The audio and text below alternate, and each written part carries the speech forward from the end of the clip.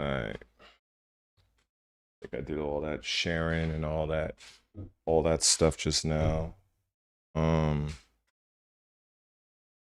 going on, Mike? What's the word? What's the word, y'all?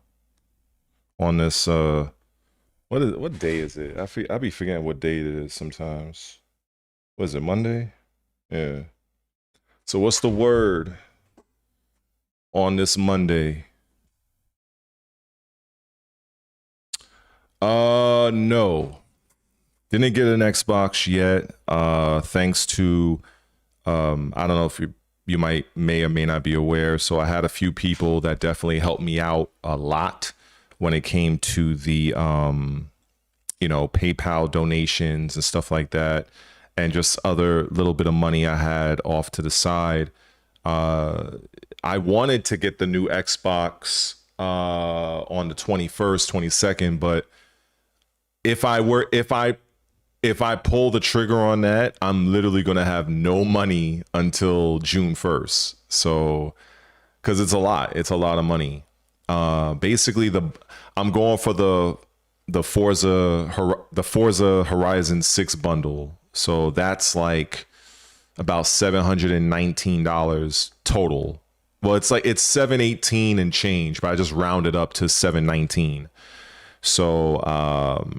So yeah, that's a lot of money, and that's a big purchase. And believe me, one of the things I was thinking about doing when I did buy the system was I was gonna go live, do a little bit of a makeshift unboxing, and kind of break certain things down. But what I can say about that right now is, it is a real question to ask, like, is it even worth copping a new console? You know what I mean? And I'll be honest, like, if I wasn't doing this content creation shit, if I wasn't doing that, more than likely I probably wouldn't buy one. Because one of my subscribers / members, he asked me, do I have a PC? Can I game on PC or whatever? And I kind of, in the moment, I said no, but honestly, I have my laptop here, right? That's how I'm doing what I'm doing right now. And, I can play games on the laptop. The problem is my laptop is not like a super, my laptop is not a super high-end thing. It really isn't, you know what I mean? So I tried installing Invincible Versus to my laptop. And let's just say when I looked at the frames per second, that shit was like 23. It was about, it floated between 23 to 28 frames per second. So I'm like, nah, I can't do this. So then I was like, something? I forgot about the whole cloud thing. Now, I don't want to say I forgot about it, but I never really used it that much. It is a great feature of Game Pass. So I copped a premium Game Pass membership, and once I learned that Invincible Versus is cloud enabled, so when I played it, it plays mostly good. The frame rates is between 59 to 67. So, but my laptop also. Oh, what's up, Flexion? My laptop, it's kind of like a smaller laptop, so it doesn't have, well, I don't even know if any laptops do this. It doesn't have an Ethernet port. So not only am I using the cloud, but I'm also using Wi-Fi. So while I can get my offense out, I kind of have to adjust for a little bit of latency, but defensively, it's next to impossible for me to react instantly. So when I was playing my friend, he lives in Atlanta, he was hitting me with shit that made no sense. Like he would jump on the other side of my character, and I would end up walking towards him, but then when I would go back to block, I'd still get hit. And I'm like, this doesn't seem right. This has to be a latency issue. So that's the reason why I haven't been playing the game in ranked. I've just been playing my friend. And I told him about it, you know what I mean? So that it's just not something I really want to deal with. And but overall, I think the cloud aspect is pretty solid, but nothing beats playing directly on your console, or if you have a powerful enough laptop or desktop, you know, nothing beats that experience of having it installed on your hard drive. But when you're trying to play a competitive game on Wi-Fi and it's on cloud, it's not going to be the best option. So so while I can play Xbox games on my laptop, it's not the best experience. You feel me? So yeah, I'm gonna be waiting a little bit because, you know, buying a new Xbox, yeah, that's costly. Like I said, it's $719 with taxes included. I'm aiming for the Forza Horizon bundle from Best Buy because they are including Forza Horizon 6, the physical copy, as well as like some weird looking controller. So my plan is maybe when I go and get that, I'll just sell the Forza 6 and sell the controller and make back a little bit extra money, to where I can probably, like, the thought process is, I can kind of like, I'll end up putting out $719, but realistically with me selling the game and the controller, I would have made back maybe 100, maybe. So I'll see how that goes, but that's kind of like the plan. But yeah, I wasn't really planning on going live, but I was like, you know, let me just tap in for a bit and just kind of run my mouth about, because there's a lot of shit going on, you know, all over the gaming space. And I was thinking about, you know, making videos about it, but then, you know, I was kind of like just doing a couple of different things. You know, also it's summertime, so now I'm kind of getting back in shape. You know, I'm still like, my shape is decent, but I'm not as conditioned because I was kind of focusing more so on the channel throughout the winter, and had one too many, you know, chocolate bars, you know, Hershey's chocolates and, you know, other things. So I got a little bit on the snuggly side. So I'm about, what, 234 right now at 6'5". So my optimal is like 218. So, you know, I'm not far from where I want to be, but now that the weather is warming up, you know, I'm gonna be doing my regimen, because I train more so like a boxer. So it's like a lot of jump rope, a lot of running, calisthenics, and so stuff like that. So that's been kind of occupying my time. And then also the YouTube algorithm, the way that works is kind of changed. If you're a content creator, there's a lot that's been changing with YouTube, and I suspected it, but yeah, I learned quite a bit. So I wanted to kind of share some of those things while I'm like, you know, yapping or whatever. So that's basically it. But yeah, so I'm hoping everybody is doing well. You know, hope you guys having good weather or whatever. So I'm chilling. I'm kind of roasting with the hat on, but you know what I mean, it's all good because I didn't cut my hair, so I ain't trying to look like I'm 80 years old and shit. You know what I'm saying? But I'll probably cut my hair probably after the stream. I should have did it before the stream, but I was fucking lazy.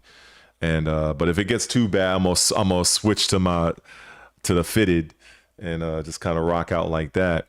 But yeah, you know, hope all is well.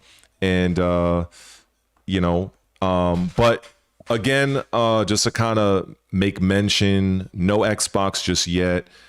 I do have, thanks to the people that PayPal'd me, you know, they were generous enough to do so. I do have that money set aside.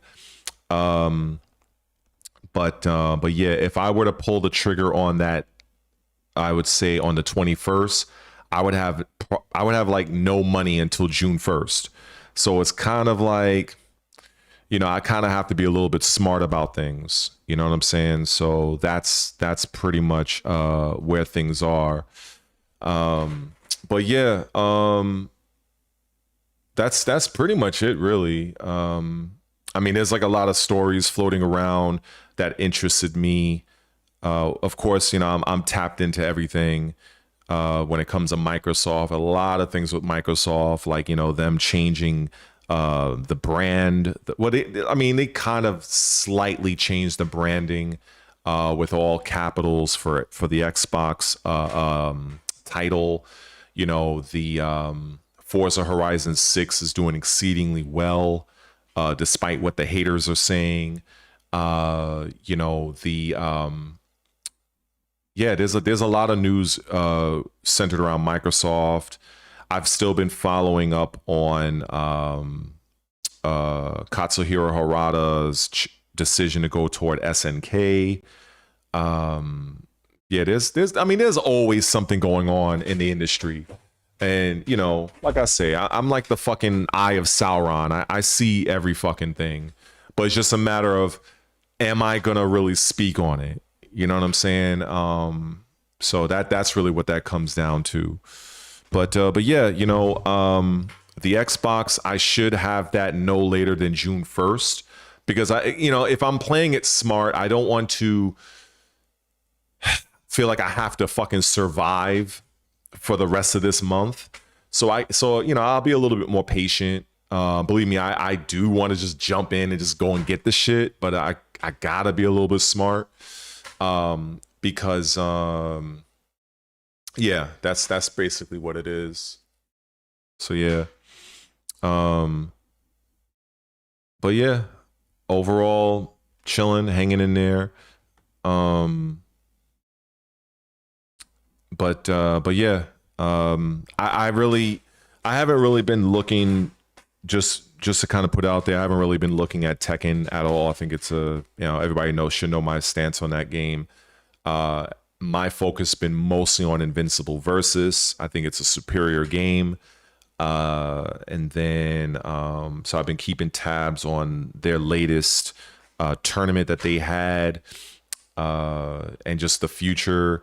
I've seen a few DLCs that came out for games that I feel that are very, very good. I think one's called Marvel Cosmic Alliance, or no, Invasion. It's currently on Game Pass Ultimate. It's a good little beat 'em up game, but I really do like how each of the characters in that game has like their own identity. There's subtle nuances between all of the characters. I think it's up to 4 players. You know, you can, you know, it's a fun game to mash your buttons, play as your favorite cosmic little Marvel character. They just came out with a DLC with I think The Thing and Cyclops. It looks really, really good. So yeah, I really I like little games like those, and I feel like they are, in my opinion, kind of like the backbone of gaming, because that's basically what the fuck I grew up with, like those style of games, those little beat 'em up games, little RPGs, JRPGs, you know. And also those types of games, they don't take like 10 years to come out.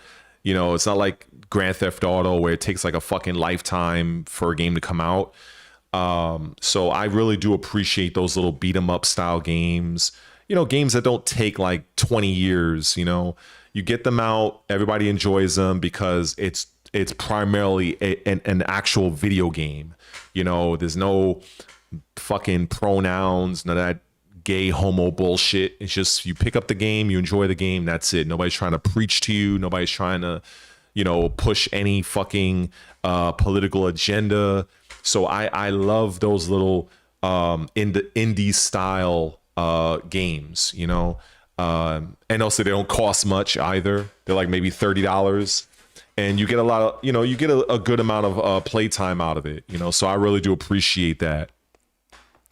But yeah, you know, it is what it is. I feel that, you know, one of the biggest controversies I've heard and seen so far, and I've even weighed in on this on Reddit 2.0, I mean Twitter, was the mixtape game. And there's so many people that have so many differing opinions on it. Like, for me, there is no way in fucking hell a game like that should be game of the year. I understand people, they may like the game, but based on what I've learned, that somebody in that studio their father is like a multi-billionaire.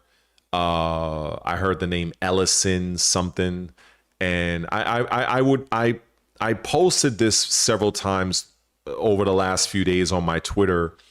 So I don't have it in front of me, so I can't recite it off the top of my head. But suffice to say, the company Annapurna Interactive, they're citing the game as being an indie title, which I guess if you look at it from, I don't know, the status definition of it, but when you're a multi-billionaire and all you did was license already pre-existing 80s style music into your game, which is not even really a fucking game from what I understand. It's more of like a walking simulator. There really isn't much player interaction. That in no way should ever be considered a game of the year, because to consider some shit like that game of the year, you are basically putting that over other games where developers put forth actual real effort in creating a game, creating a narrative, creating a combat system. So in no way in any reality should, as far as I should, fucking slop like mixtape should be considered game of the year. That's absolutely absurd. Now, if you want to call it, if you want to give it its own, I think it's in its own category of those style of games. If you want to give it the award for its type, that's fine. But I'm not going to be surprised that many of these outlets are going to award such an effort as being game of the year. It just goes to show how laughable and how idiotic these corporate shill companies are, like IGN and GameSpot and all of them. Their opinions are all bought and paid for. I have seen this over the years, over decades even, that many of the people that work for these companies, they are going to give you favorable scores if you are in line with whatever agenda, virtue signaling, DEI checkboxes. As long as you are willing to play ball, your game is going to have favorable reactions. And I've seen it. And the thing is, like, even if I go back into the other thing, what was it? The one of the Game Award shows where they gave a game called Astrobot or Astro Boy Game of the Year.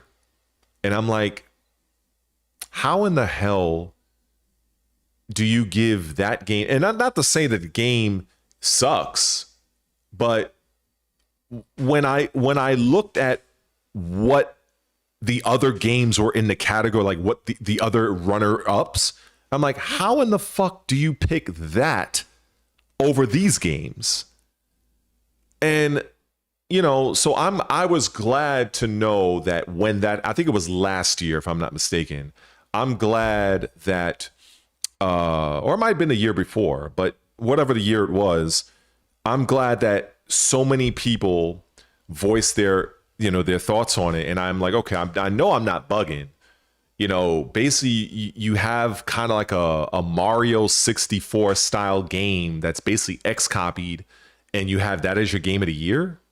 So I'm just kind of, but I think it just comes down to, at the end of the day, these companies, these award shows, it's like the Academy Awards in movies.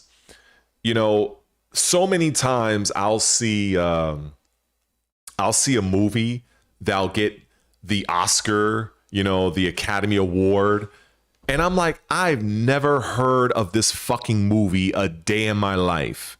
And then come to find out it's probably some fucking foreign film with some dude breaking the back of another dude. You know what I'm saying? And that's movie of the fucking year, movie of the century. It's stunning and brave. Like, get the fuck out of here. Like, it just, like, this is why when it comes to video games, getting back to the gaming side, this is why I value having a demo. That's why. Because at the end of the day, nobody's opinion means jack shit when it compares to your own. If you are able to play a demo of a game and you enjoy that demo, that's all you need. But when I see some of these developers, they refuse to put out a demo of their game. To me, in this day and age, it's kind of like a, trust me, bro, my game is fire. Okay, well, if your game is that good, how come you're not putting out a demo? But yet and still, you see constantly they'll have like these little fucking gameplay segments that the media has access to. So you mean to tell me you can't just offload that little part of the game onto fucking Xbox, onto PlayStation? You can't do that. So I'm very leery when it comes to certain games that refuse to put a demo out. I'm very leery because I'm like, having a demo is only going to benefit you. It's only going to make people more excited to play your game.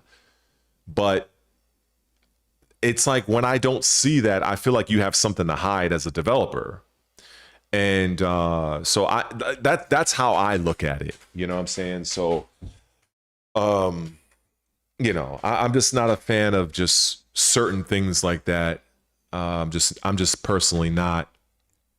But yeah. Those are other good games. Chained Echo, Sea of Stars, like for what I see Jules mention here. Those games for me are like, if somebody told me I can only play one particular style of game for a period of time, it will likely be one of those types of games. Like I said, they don't take super long to come out. Well, not really. And I think they're just overall fun experiences.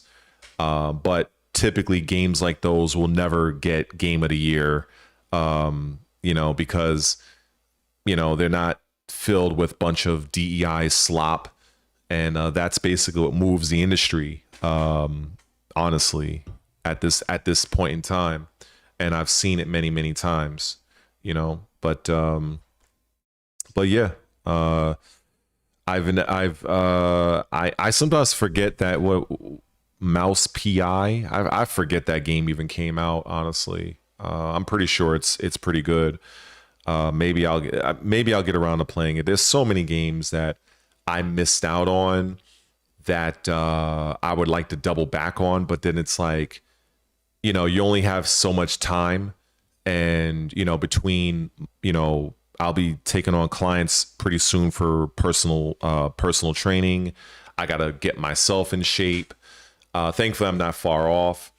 You know, content creation, you know, there's only so much time I have. You know, of course, you know, I tell myself I'm going to eventually get into Baldur's Gate 3. But shit, by the time I do, you know, so many other games will be out. You know, Blood of the Dawn Walker, I'm sure, you know, that comes out literally on my birthday, which is absolutely insane. You know, so it's like you're constantly playing catch up, you know, and I know a game like Baldur's Gate 3 is going to take like fucking hours of my life. And it's just like, do I really want to do that? And then I'm also considering, you know, games to stream. You know, I just don't think, I mean, I could be surprised, but I don't think many people on my channel would probably tune in to really watch me play Baldur's Gate 3. And I don't think so. You know, I don't like, maybe for a little bit, but you know, unlike channels like a Fighting Cowboy or any of those other YouTubers, you know, they're playing like Divinity, you know, they're playing those types of games, but they have that type of audience, you know. So for me, it's kind of tricky because I know a lot of my audience on the channel honestly is kind of dead. I'll be honest, because many of the subscribers I do have, they kind of subbed for Tekken, and many of them they really don't interact. And then others I can remember came from an old Nintendo video I did that had like 17,000 views. So I don't really see them interacting. And then and that's what ends up happening a lot of times when you accumulate a lot of subscribers. The number is high, but the actual amount of people that really tap in and watch your shit is very, very low. The percentage is very, very low. And that's just how it is. It's like, even if I had 10,000 subscribers, let's say, maybe off some fucking crazy miracle that ever happens. If I had 10,000 subscribers, I'm willing to wager that the actual viewership of my videos would probably land around 2,000 to 3,000 views, because it really depends on what you put out. And a lot of times people will subscribe to you and then they're kind of like, they just don't interact with your shit, or maybe they're just not on YouTube.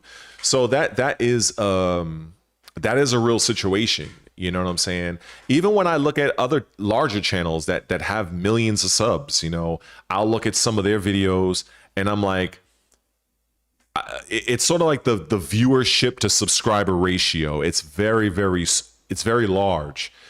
Somebody that might have a million subscribers, but their videos are probably getting like 20 to 30,000 views, which is fucking amazing. It would be great for me, but for them, it's kind of on the low end. You know what I'm saying? So as you increase, those numbers change, and that's just the nature of the beast. That's just how it is, on this whole platform, but yeah. What's up, Mike? Elephant Thoughts, what's good, bro? Let me see. Let me see. I love breaking down the business, because I think it's boring for some people, but it is, when you see, the thing is, I try not to be I sometimes fail, but I try not to be too cocky and conceited. But I just know shit that the average typical gamer doesn't, because they choose to remain ignorant on the business side of things.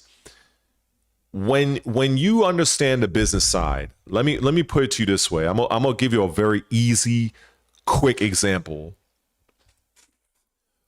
When I looked at the games of ADVIII and Outer Worlds 2, understanding the way things are as a business in terms of what they were expecting, it did not come as a surprise to me that they decided to not move forward with Outer Worlds 3 and instead are making a sequel to ADVIII.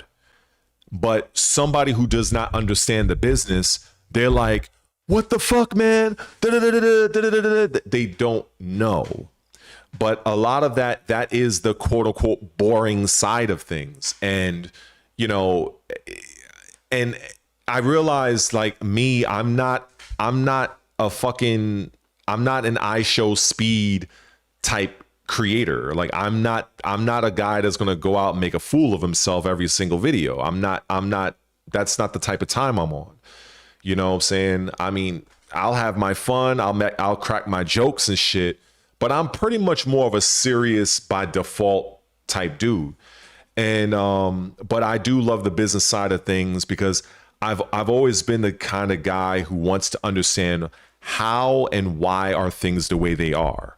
This is why when I talk about Tekken 8, people are busy talking about character specific things, but I'm more on the game mechanics in general, because it's the mechanics of a fighting game that allows a character to do a lot of my So that's, you know, but at the end of the day, comes down again to tomorrow, let's just say hypothetically speaking, and raise hell and fucking blackout on live stream, I'd probably have over 100 people in the stream.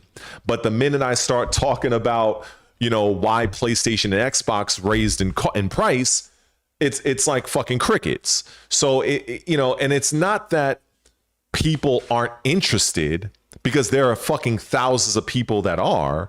But when it comes to my channel, and also the way YouTube has shifted its algorithm, it makes it difficult for smaller channels to cut through the noise and reach that sect of people that do care about those things.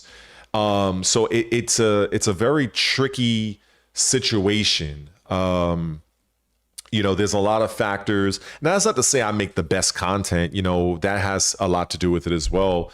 You know, maybe I could be a little bit better in my delivery. Maybe I could be put forth a lot more B-roll. But again, from my perspective, if I were to do all of that and I have in the past, and I would spend almost 5 fucking hours on a video, and we're talking about B-roll, citing articles, putting them at strategic, like doing all that shit, all the shit that most of the larger content creators, they pay other people to do, but I'm doing it myself. And I'm working on a video until like it's like 2 a.m, and I'm like almost blacking out in this spot, you know. And then when I hit upload, and it's like, oh, you know, after about a day or two, you can kind of see if the video is going to go anywhere. And, you know, you might get 100 views, you might get 50, you know, and it's kind of like, it's soul crushing. It's like, why the fuck did I even bother? You know what I'm saying? Like, it's like, what was the point of me spending 5 hours of my life sitting in this hard ass fucking chair, all hours into the night, editing, putting forth all of the factual shit about why something is the way it is, only for it to barely, if it even gets to 100 views. Like, so that is something I'll always kind of bitch about, because that's just, it is what it is. But a lot of it does have to do with, you know, the title and the thumbnail. That does affect things. But also the algorithm, just the way things are, you know. So, because if you look at any of my videos, pretty much all of the videos I've done on Tekken 8 are like above 500 views. And most of the videos I've done on anything business related, it's like a joke.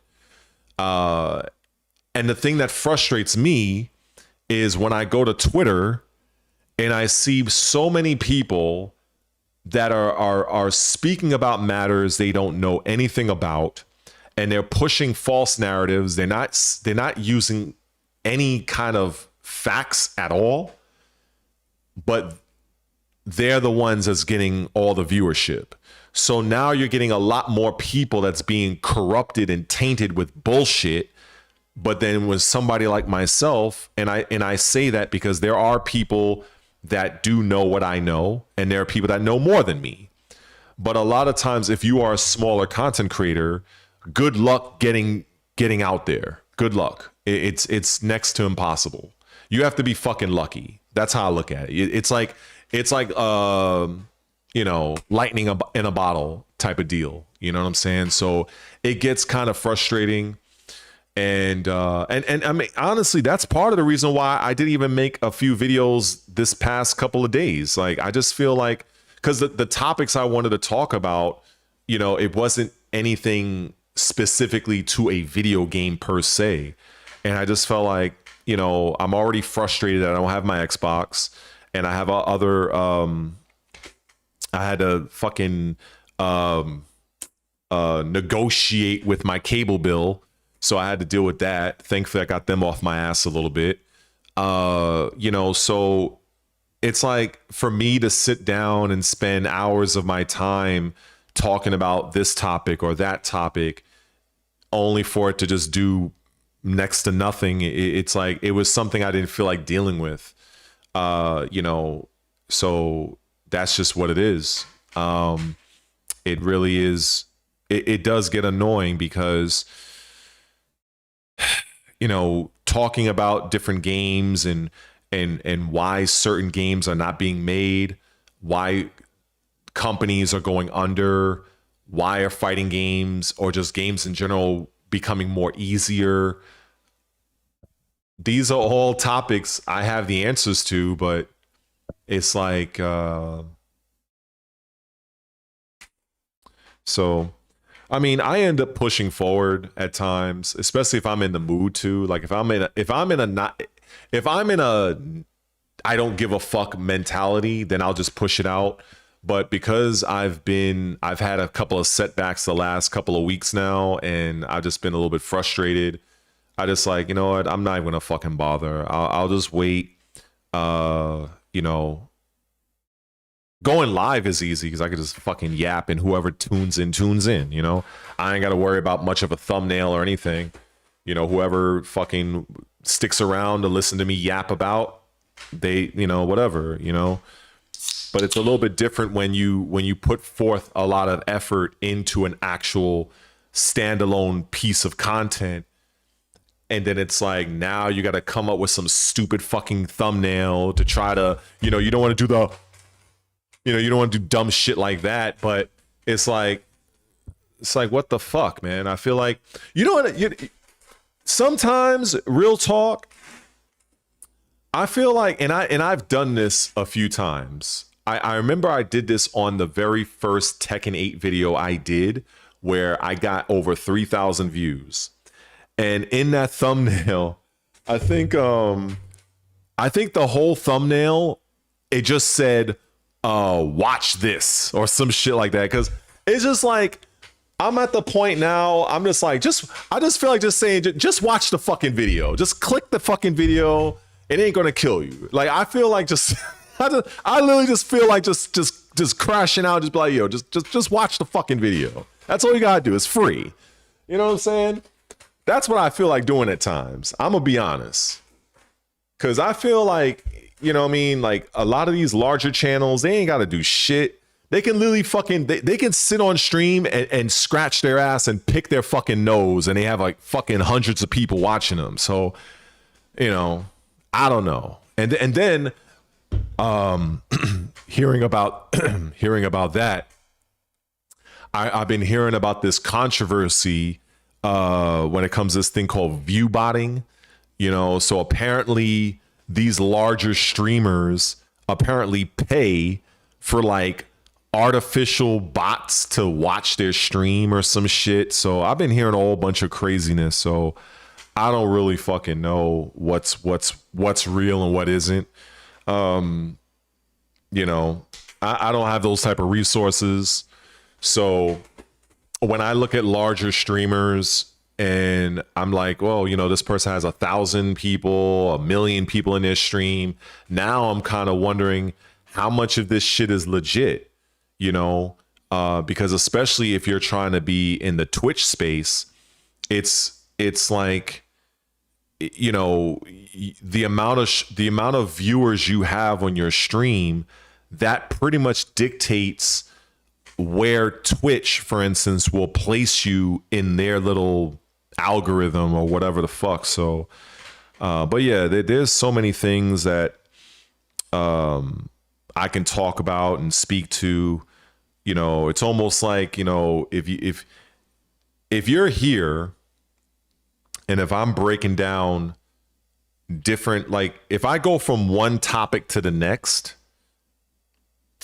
that would be like somebody sitting under the learning tree, because I do know a lot, and I do know more than the average person, because I've invested my time to know, and what I don't know, I will find out. And that is the big difference that I see with a lot of people. Others, they act the fool. They act like an idiot. and I guess that works with the child to like 22-year range, I guess. But that's just not me. Maybe when I was younger, maybe.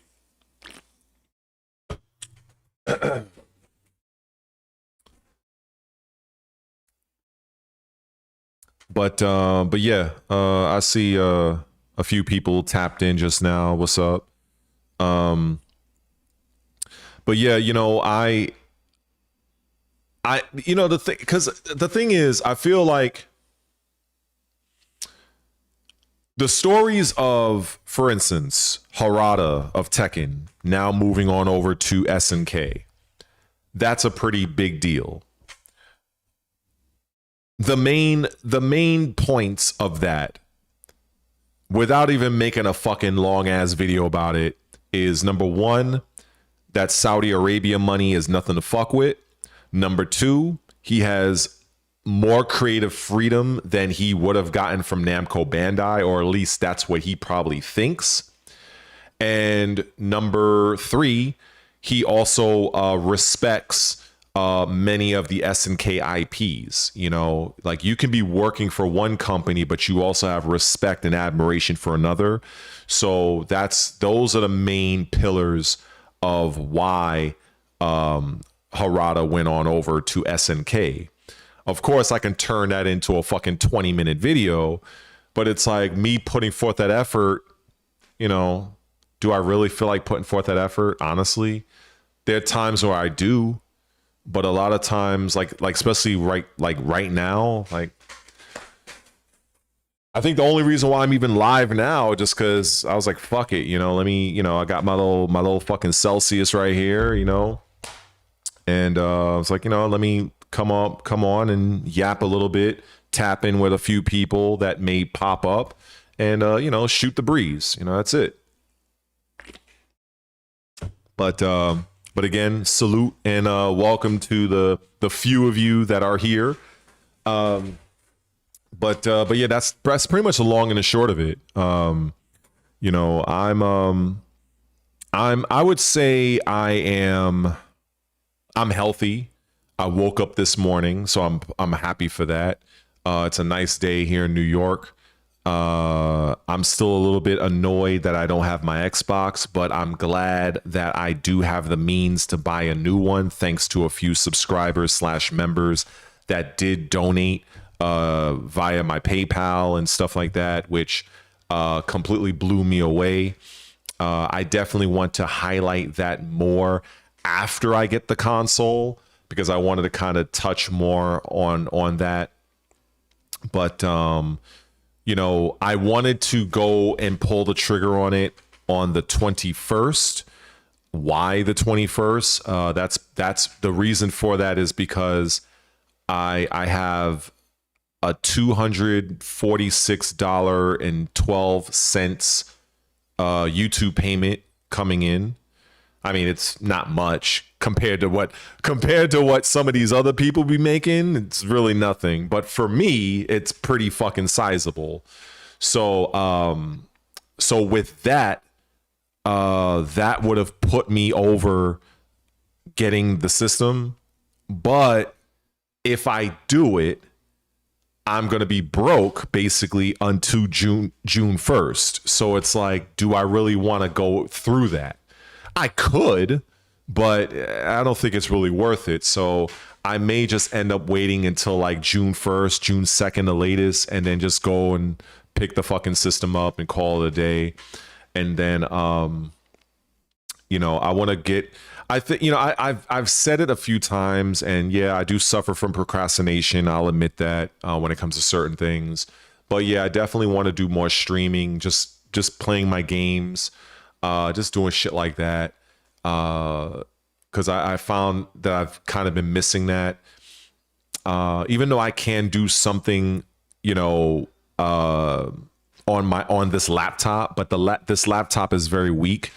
It's a mid-range laptop, so you know, I can play things through the cloud, but not every game is cloud enabled, and not every game that is cloud enabled actually functions well. So it's kind of like it's like whatever. So I have been playing Invincible Versus on the cloud against a friend of mine that lives in Georgia. It's not perfect, but it's definitely serviceable. I tried Doom: The Dark Ages. That runs at 60 FPS, so that runs well. But the problem here is I don't have a secondary monitor. Like, for instance, if I were to go and play a game right now on my laptop, I would not be able to see anything from the chat. I won't see nothing from the chat at all. All I will see is the game. So if I turn this around, my game would be played right here, and then here's the chat. Well, the thing is that if I go and play a game, the game will take up the whole screen because it won't work while it's in this mode. The minute I play any game from the cloud on my Game Pass, it will literally it won't function. It won't function until I exit out this view and go to the Xbox. So if I go, I'll just fucking just show it here. I don't even, is it showing still? Okay, I think it is. I think it's still showing. So I'm launching my Xbox app. I don't know if the stream is seeing it. So if I go and play Invincible. Wait, is it? I can't even tell because I have to switch back and forth. But anyway. So if we go cloud, let me see. But anyway, I mean, you get what I'm trying to say. It's not the best. It's not the best experience, honestly. So it really isn't. So like I said, it's serviceable, but you know, it is what it is. Now a person could say, well, if I'm playing, and I did this before, if I'm playing a game off of the laptop, but I also have my big screen TV on YouTube, I can see the chat that way, but it is probably gonna be some delay. But if somebody hits me up on my Twitch, I can't see that. So I have to pick either one or the other. So it just becomes a very, it's an odd situation, because before what I was doing is I would be playing off of my console, and I would remote feature from the console, and it would show everything on the Xbox app. And then I would OBS the Xbox app, and that's how the stream could see everything. But I would have it in a different screen on my laptop to where I can see all of the chat. I can interact whenever I happen to look over, and I would play the game off of my big screen TV. Right now, I don't have that option, so it's kind of fucking annoying. So that's the reason why I haven't streamed anything, even though I can. But it would be me I would be playing a game, and I would have no real interaction. And sometimes I don't. Like if I'm talking and I'm making a point, you know, I tend to kind of like not interact with chat all the time. But like if I'm just kind of like, you know, thinking things over, I'll look at the chat and, you know, whatever, and say what's what. Or in the off chance I might get like a super chat or something like that. You know, that's different because those do stand out.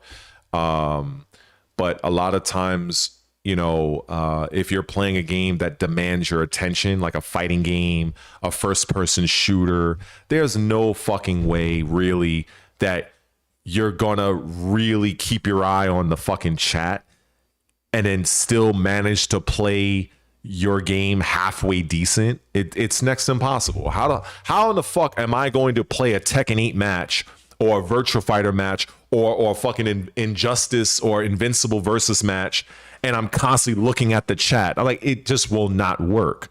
So that's where like I'll see other people, maybe in between matches, maybe like in first person shooters, they'll be like in a lobby, or maybe there'll be people in the chat. They'll do the super chat. So that way, yeah, it's a little bit extra fucking money, but what the hell? It's like what, $1 or $2. They'll say what they're gonna say. It pops up like in this big fucking neon light, and then you can kind of go back to them individually.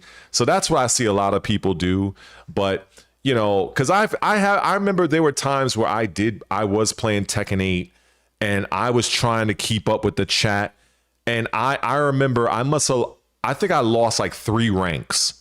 I remember I think I was like Tekken Emperor one time, and I went down to fucking Kaishin or some shit like that because I just couldn't play. Like, it's a little bit easier when you're playing a single player game because it doesn't fucking matter. If you're playing like Witcher 3, it's something like, all right, you can kind of interact, but when you're playing, something competitive, it's fast paced, it's highly improbable anybody is going to really be like on the chat, consistently. You know what I'm saying? And then the moment where I do look away to focus on something with the game, there might be just some random that pops in the chat, be like, yo, what's up, Red, or what's up? And then now by the time I go back and look, their message has already been scrolled past. So now that person feels some sort of way, like, oh, this guy, he ain't saying nothing to me, and da da da da. So it's like, it's kind of like, what the fuck? Like, what are you supposed to do with this? So it becomes it's a weird situation. It's a weird situation because sometimes, you know what it's like? It's like, I feel like those are the same people where, and I've had this happen. I've had this happen in retail where if I'm dealing with a customer and I'm talking, I'm breaking things down and I'm trying, they asking questions, and then there's some other random that comes from my blind side and they expect me to drop everything I'm fucking doing with the customer I was just talking to now deal with them. I'm like, what the fuck? Like, wait your fucking turn. Like, you know what I'm saying? Like, but I have a feeling that the people, and I've seen this happen in other people's streams, because I'll be lurking and I'll see somebody like I'll watch, like, for instance, there's a few Call of Duty streams I watch, right? So that game is, you kind of got to lock in.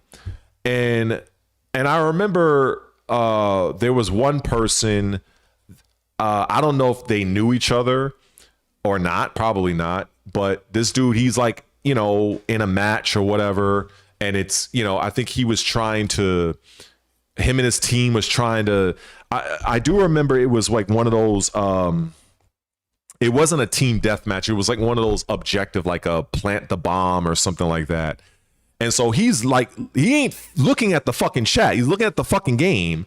And then some person, now I'm looking at it, and some person comes in and he's like, yo, what's up, so-and-so? And then next thing I know, he's like spamming the fucking chat like, yo, you don't see me, you ain't got shit to say, da-da-da-da. And I'm like, other people in that chat were like, be like, yo, like, take it easy or whatever. And it's just like, it just boggles my mind that there are people that exist that exist like this. But it's like, I shouldn't be surprised because I've dealt with them in real life in retail. So I'm not surprised. You know what I'm saying? It really is. It is very challenging. It is very challenging. And then it's like, okay, because it's like, it's hard to satisfy everybody. You know what I'm saying? And And I remember there was a guy I know that, you know, he plays fighting games. He's a pretty well-known player in the FGC. And he mentioned something like how people will go into his chat and it's like they have like this sense of entitlement, like I'm supposed to drop everything I'm doing or everything I'm talking about to acknowledge them. And it's like, you know, and it's like, it becomes a very odd situation because I've seen the larger streamers, I'll always use like Luke Stevens as an example, or Fighting Cowboy, or what's his name? This other guy, Co-Carnage. You know, these guys, they're playing a variety of games. And, you know, a lot of times when they're talking, like they're not interacting with chat at all. Like they're like, I don't give a fuck. But if they do a super chat, even after that, if they're talking about something, they're going to finish their thought and then they'll go back and be like, okay, let me check out these super chats. Oh, so-and-so for $2 or $10 or whatever. And they'll read that. So I watch a lot of different streams from different people just to kind of get an idea of like, okay, what works for me and what wouldn't. And, you know, then it's like, you don't want to be on some shit like, well, I'm not going to acknowledge anybody unless they're paying me. I don't want to do that. But at the same time, it's like, you know, I just feel like it's kind of like an odd spot to be in. And it's kind of tricky to navigate because you want to try to acknowledge people, but it's like, I don't know. It's just, I'll admit I haven't figured it out myself. I just know what I've seen of other streamers and other streamers that are, you know, larger, or even some that's not even that large, you know, so it's just kind of like, I don't know, you know, but yeah, I see what you're saying here, you know, look in between matches, because yeah, and that's another thing, because sometimes, you know, for instance, if you're playing, like, everybody understands this, if you're playing Tekken 8, for instance, if I'm in a heated match, the last thing I want to do is take my eyes off of the match and look through chat, and then I have to process what I'm reading, then I have to process an answer, all at the same time. There's a fucking live match going on right now, and I'm trying not to fucking lose. Then when the match is over, oh, we have the rematch feature. So now that person that may have posted something, they, you know, a Tekken match is what 4, maybe 3 minutes, depending on if you get destroyed or not, about 3 or so minutes. So if you rematch, you lose. Now that, you know, it's like 2 out of 3. So there's a likelihood that you're probably not interacting with the chat in a Tekken situation for almost 10 minutes, unless you do a one and done. So, and then it's the same thing with Call of Duty or Battlefield. Like, you know, once you're in a match, you know, and you're in a firefight, I'm gonna really take my eyes off of getting shot to look at your chat message. Like, you know, so and Call of Duty matches can last a long time. That's like almost 10, 20 minutes. Now, sure, there are times in the match where you might, you know, be in a spot where, you know, nothing's going on. You might be in a, but even then, you never know. Like, you're safe 1 second and somebody's behind you, you know, melee killing you, you know. So I feel like the only real definitive way to actually interact with chat is to do what I'm doing right now, which is like it's just me yapping and this. But then the problem comes if I say, okay, what do you guys on some Cody Rhodes shit? What do you guys want to talk about? So if I answer Elephant Thoughts, or if I answer Ibisabi, if I answer Jules, if I answer any one of you guys, but if one of your questions is like it's not a yes or no kind of deal, well, if I'm responding to Elephant Thoughts, and now that's turning into like a good couple of minute answer. Well, now Jules might have something she want to say, or Asabi has something he wants to say, or fucking anybody. So it's kind of like, and then by the time I'm done, I may have forgotten what they're asking. And so it becomes like this very tricky situation to navigate. You know what I'm saying? So I don't know. I don't know. I don't know. I don't have all the answers to that, but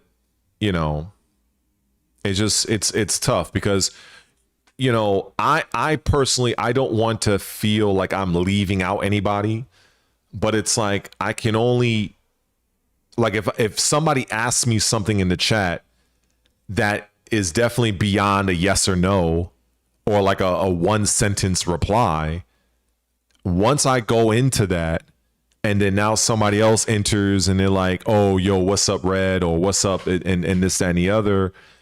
How am I like, I can't just stop all the time what I'm doing and just be like, okay, hey, what's up? And then try to get back to what I'm talking about. And then the next person asks me something else. And it's kind of like, bro, my brain is going to explode. You know what I'm saying? So it's kind of tough. And I think that, and I think that a lot of the larger streamers, I think what I see them do at times is they'll have situations where they will have a series of super chats, for instance, right? And the person will pose, hey, what do you think of such and such, such and such?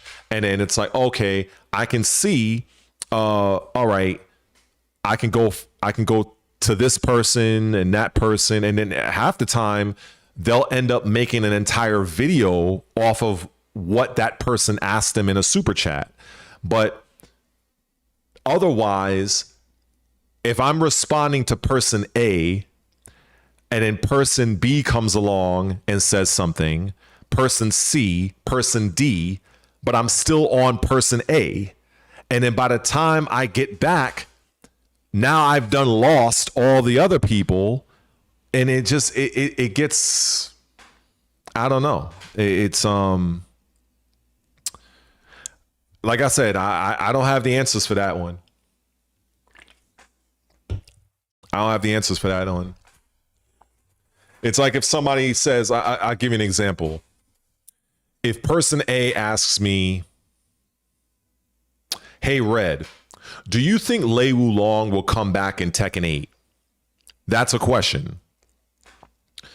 So now I'm answering that.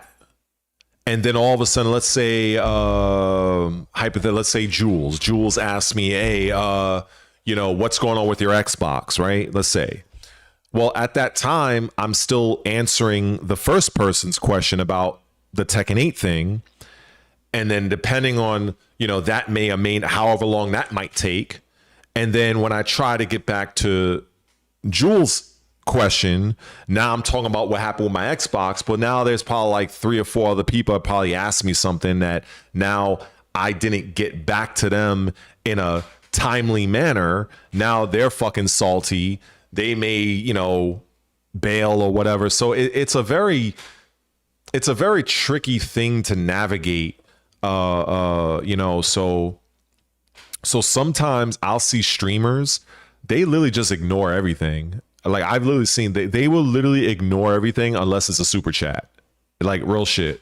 The only time I do see them really interacting is like if, like, let's say when they start the stream, I'll see them, like, for instance, like if I watch a Luke Stevens stream, any of you guys probably are familiar. I'll see him, like, he'll be like, hey, what's up, chat? Da, da, da, da. And then, you know, people say, hey, what's up, Luke? And then, but once he gets into his shit, he's not breaking every single time somebody comes in. Like, maybe if it's somebody he really knows, but even then, I watch a lot of his streams, and, like, you know, that it's just what I see, you know? And the thing is, I don't want to feel like I'm doing that, but I feel like, you know, like, I don't know, man. I don't know. But yeah, I see again. I see what Jules is saying. I see what Rel saying. It's kind of it's tricky, you know. You know, and I think, you know, but I think also in fairness, I do think for those larger streamers, their chat is like going like this, you know what I'm saying? So it's kind of like, you know, I don't have that many people. So I think that it's a little bit easier. Like, I can see the Willie Burks, I can see that, you know, people, but once it gets pretty quick, it's almost like there's no real way I can keep up with all this. You know what I'm saying? And, you know, and that's just what I see. That's just what I see. So it's kind of tough. Like, even like I'll go, for instance, I'll look at like Mike Hollow's stream, for instance, and every now and then, like I don't do it very often, but sometimes I'll engage with their chat. I'm not really trying to say anything to Mike Hollow directly. I mean, I might say like, hey, what up, Mike, or whatever, but it doesn't bother me if he doesn't shout me out. Like, I'm not like, ooh, pick me. Like, to me, it's like, whatever, you know what I mean? I'm looking to like, who's in the chat, who's saying what, you know what I'm saying? That's kind of how I operate. But I know, I know there are people out there that do feel a certain kind of way. And I've seen them in other, and I use the example of a Call of Duty stream I was looking at. And some people, like, if you don't, it's like a child. It's like, if you don't give them that baby rattle, you know, they're going to fucking go crazy. So it's interesting, you know?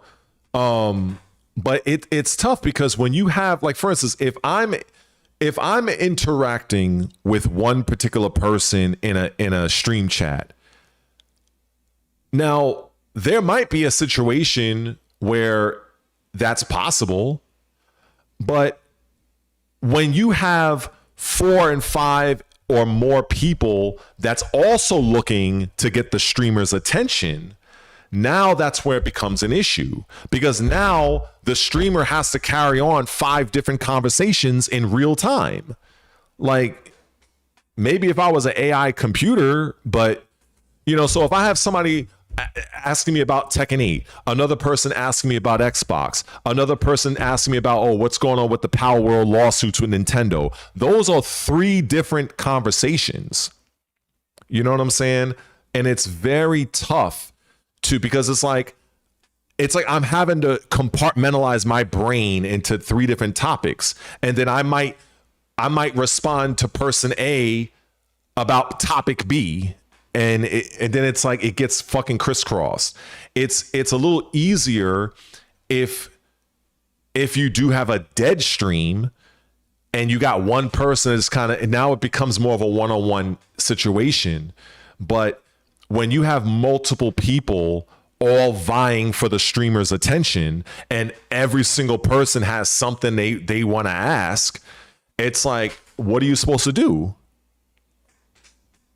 I mean, you know, what are you supposed to do? Because I don't have the answer. Because if it's a matter of answering in order, Well, how am I supposed to keep that order if, like I gave the example, if Jules asks me thoughts on Bloodwalker, Dawnwalker, okay. This guy asked me about Tekken 8. The next guy asked me about Virtua Fighter. The next guy asked me why is Microsoft and PlayStation, why are their consoles expensive? So if I'm trying to go in order, now mind you, this queue is going to get larger. So how am I supposed to keep track of all of that shit in real time? I don't fucking know. I have no fucking idea. The only way I can say is I've seen people do it. They've done it in super chats because the super chat will stay on the screen. And then that way, be like, okay. And I've seen people do it. They'd be like, okay, a super chat from Jules. And then they'll read out the thing and they'd be like, okay, we'll dedicate some time to answer that. And now we'll move on to the next one and then the next one. But if it's just chat, just spamming in the chat, by the time I get to person 3, I have to now search through the whole chat to find what they asked. And then at the same time, now because I'm scrolling, what about the other people that like it's a shit show. It's a clusterfuck.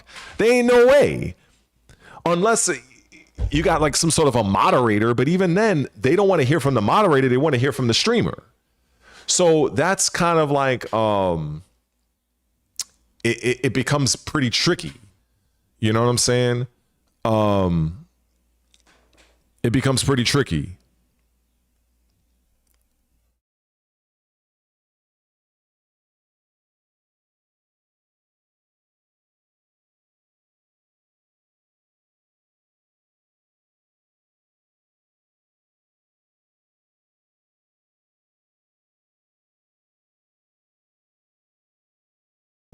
All right. So yeah, what you say here, the kind of like the usuals will probably handle the newcomers and so on and so forth.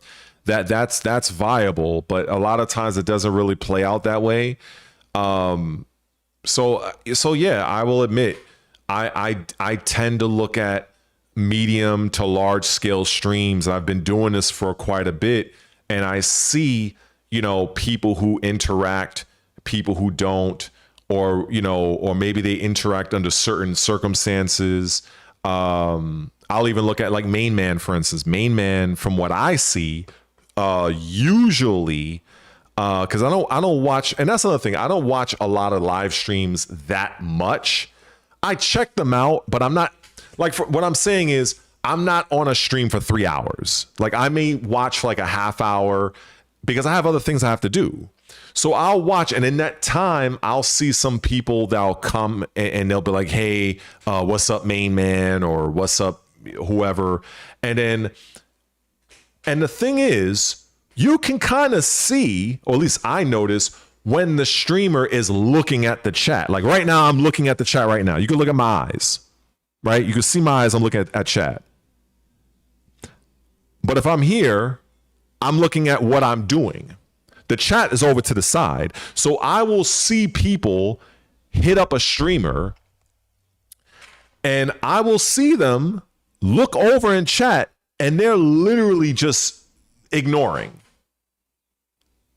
And so that I don't really know. So it's a weird thing, honestly. I guess maybe I'm just making it more complicated. Maybe that's what it is. But yeah, I don't know, man. Yeah, I think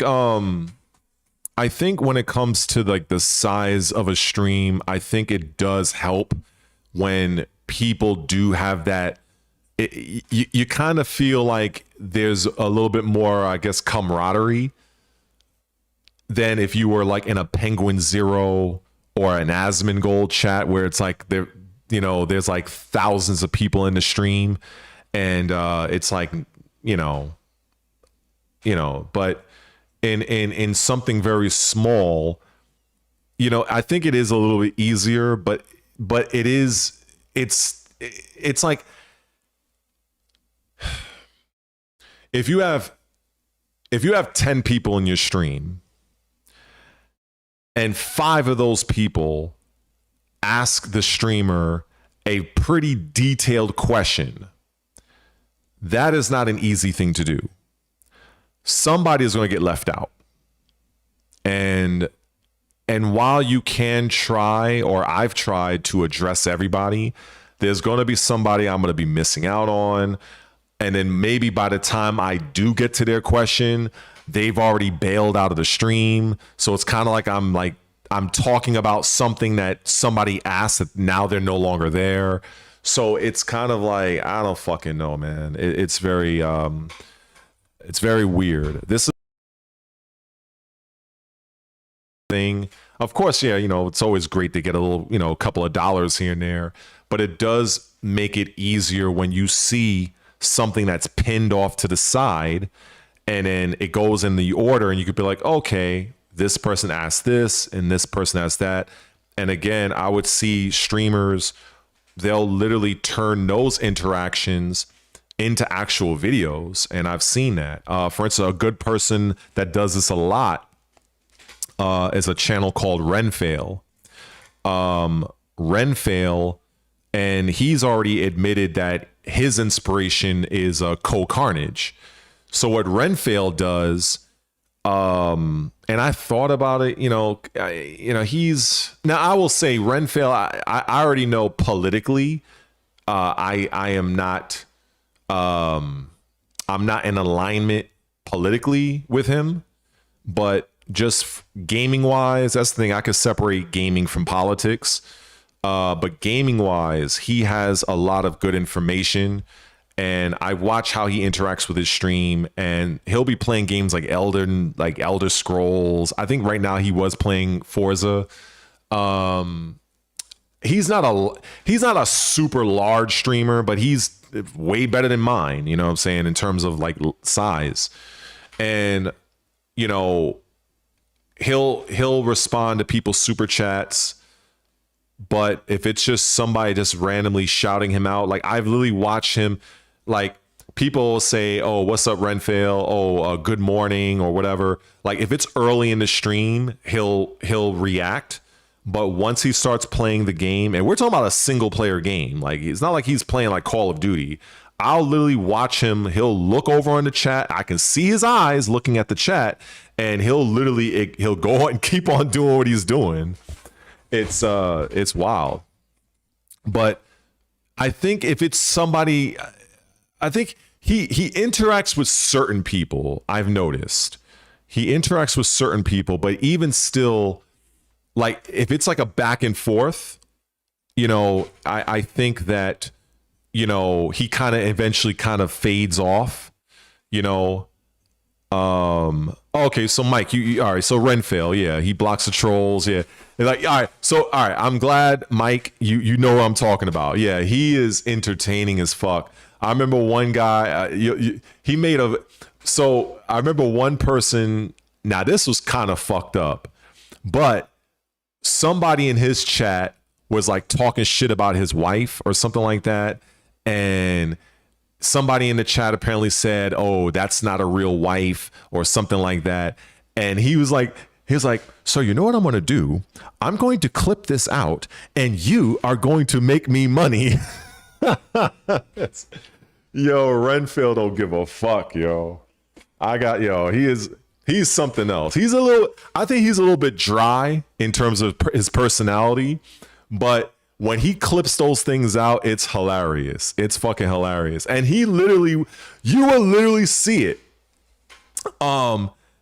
Like for instance, I finally decided to get one of these, right? We got the Stream Deck or whatever.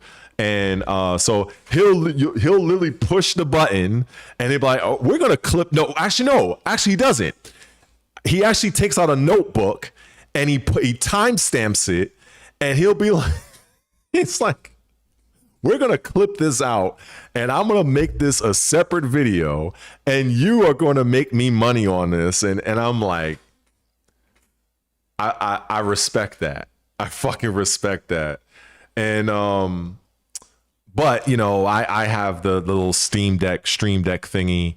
Yeah, so I definitely the thing that really just to kind of talk about him actually, the thing that got me first watching him and was during Dragon Age the Veilguard, and this was a long time ago, and the first thing I saw, he was live streaming with a pink wig on, and I was like, what the fuck is this? And because I've covered Dragon Age the Veilguard, and I'm not a fan of the things about that game and which led to its demise. But when I kind of zoomed out of that and I watched how he played, and I was like, okay, all right, I may not, and that's why I learned, like, you can disagree with somebody and that's fine. You know what I'm saying? Believe me, I will admit, hey, I'm a Republican, I'm not on the fucking Democrat shit. I think it's all fucking dumb. I believe in fucking safe borders, closed borders. That's my shit. You know what I'm saying? But somebody else might think on the other side of the spectrum, they will take that and they're like, okay, well, because you have a different political ideology than me, I hate you as a person entirely. And that's the shit that's wild to me. And, so that's where I know that Renfail is more so on the left side of things, which I completely disagree with. But just looking at him from a content creator standpoint, that's where I'm mature enough to, like, all right, I'm not with you over here, but I am with you over there. You know what I'm saying? So yeah. But and the thing is, one of the things that I think that is really, really good about him, that I really take, it's like I sit under the learning tree, is he has a playlist of some of the things I know. I mean, I'm very well versed in business and marketing, but he definitely has more experience than I do. And he was explaining how to make a living on social media and content creation. And yeah, there were a lot of things there that that was interesting to me, mostly regarding sponsorships and, how to approach them and stuff like that. And I feel like those videos are invaluable. That's what really is really, really strong, But, after watching him a few times, and then I heard how he based his way of things around Co-Carnage. Co-Carnage is a massive fucking channel. I think he's like, he's like either 500 or 700,000 subs or something like that. But Co-Carnage is a very, very large channel. And Renfail has said several times that he, when he was starting out, he based a lot of the direction off of Co-Carnage. And then once I heard that, I looked at Co-Carnage and I was like, oh, okay, he has like a whole fucking system. But the thing is, when you're a content creator, you can't really look at your channel versus somebody else's one-to-one, because what works for them may not work for you. So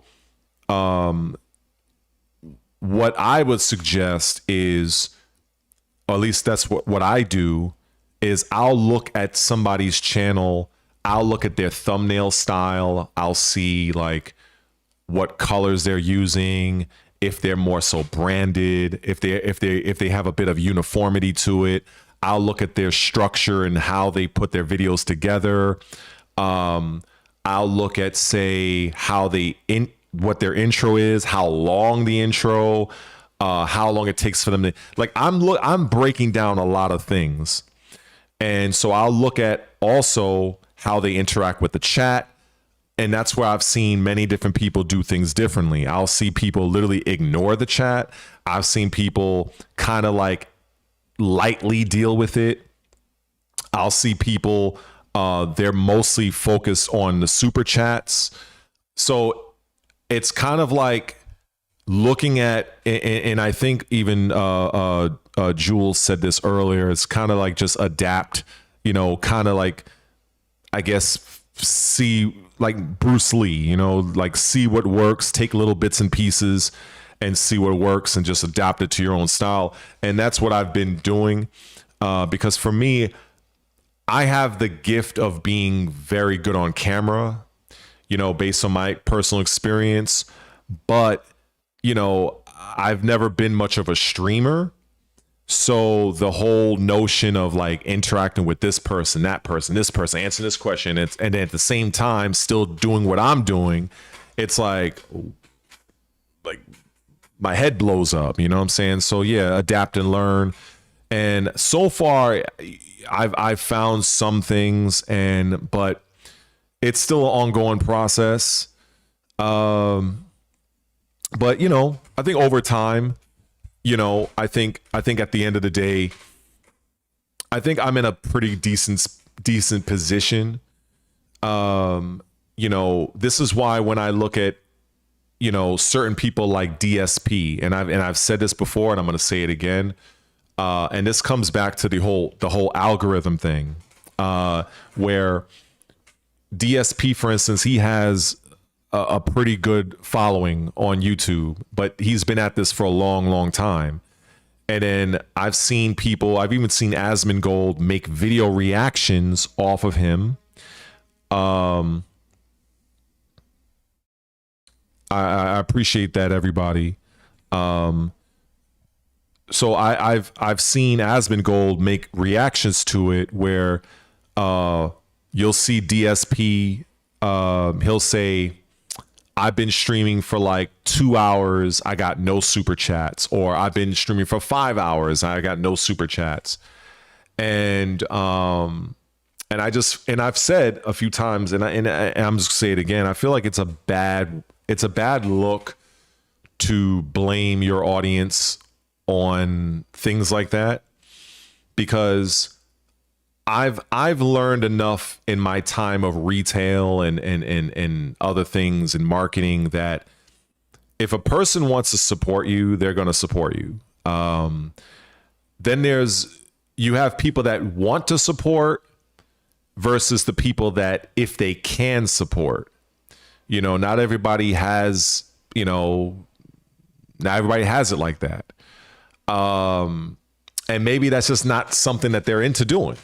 Maybe some people feel like, you know, it's not like, why am I paying this person to be on YouTube? Like, so there's different types of people. And, but I think kind of calling out your own audience and saying, oh, I've been streaming for X amount of hours, I ain't got shit. Like, what the fuck? Like, I think that's like really, I think that's kind of, it's not a good look. It's not a good look. My problem, or not problem, let me rewind that. My issue is that I know that there are people out there that do support, they do the super chats, they do all that other shit. They're the channel members and all that stuff.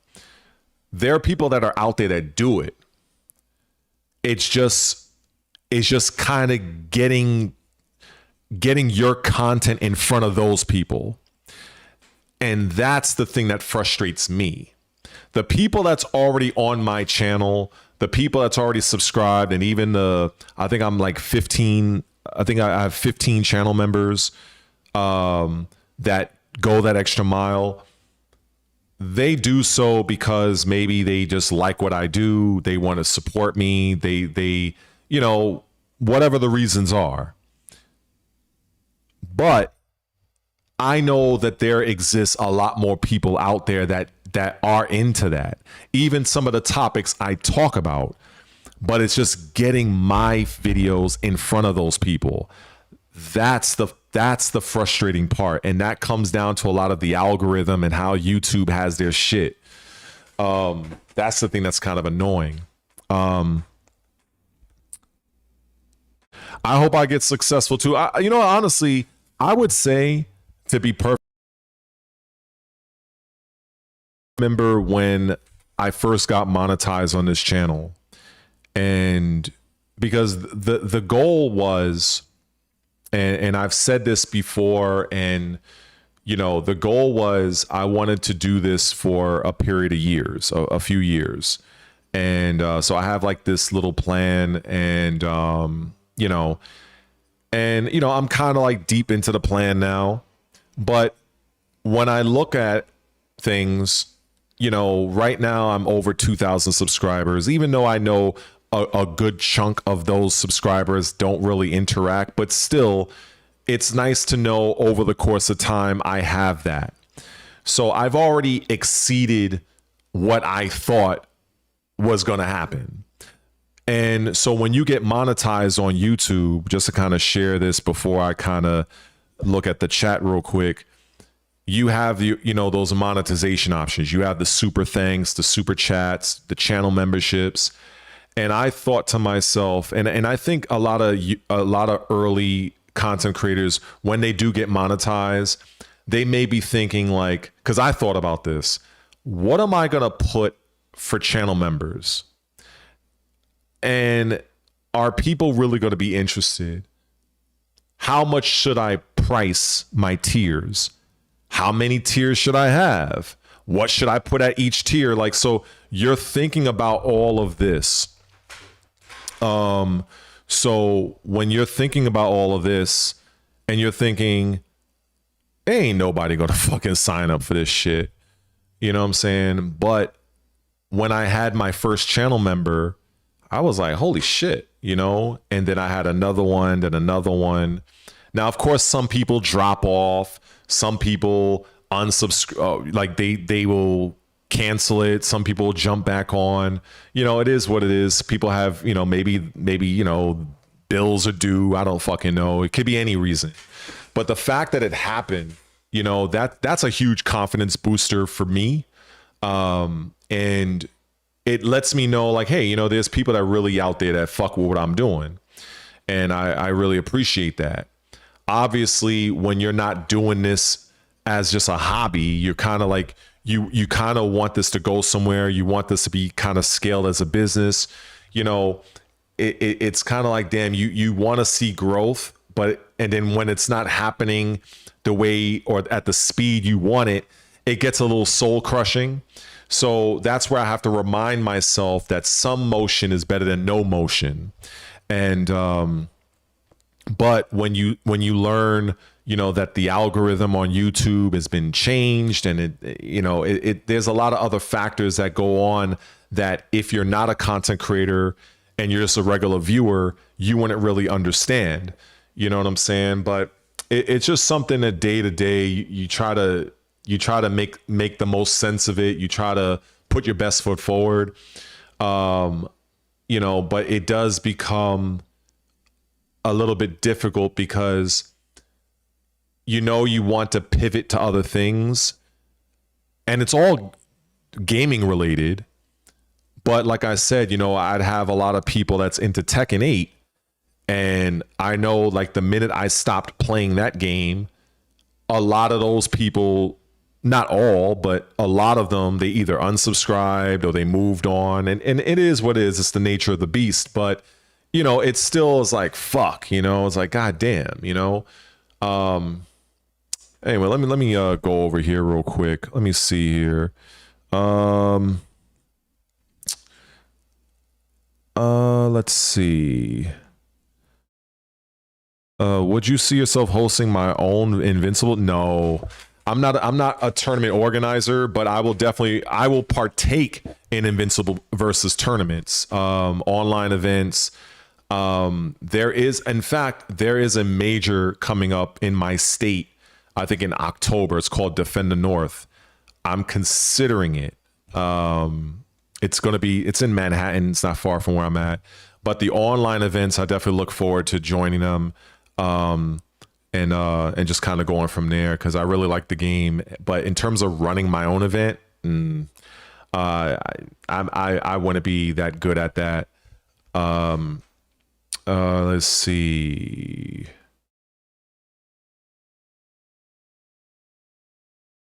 So I had my thoughts of approaching sponsors at the beginning of this year. Obviously, I didn't. Call it procrastination, call it I didn't think I was ready, call it I wanted my channel be a little bit larger to kind of show certain numbers, because one of the things I would say that Renfail brought up when I was talking about him earlier is very true. Sponsors, they want to see, one, do you have an active chat?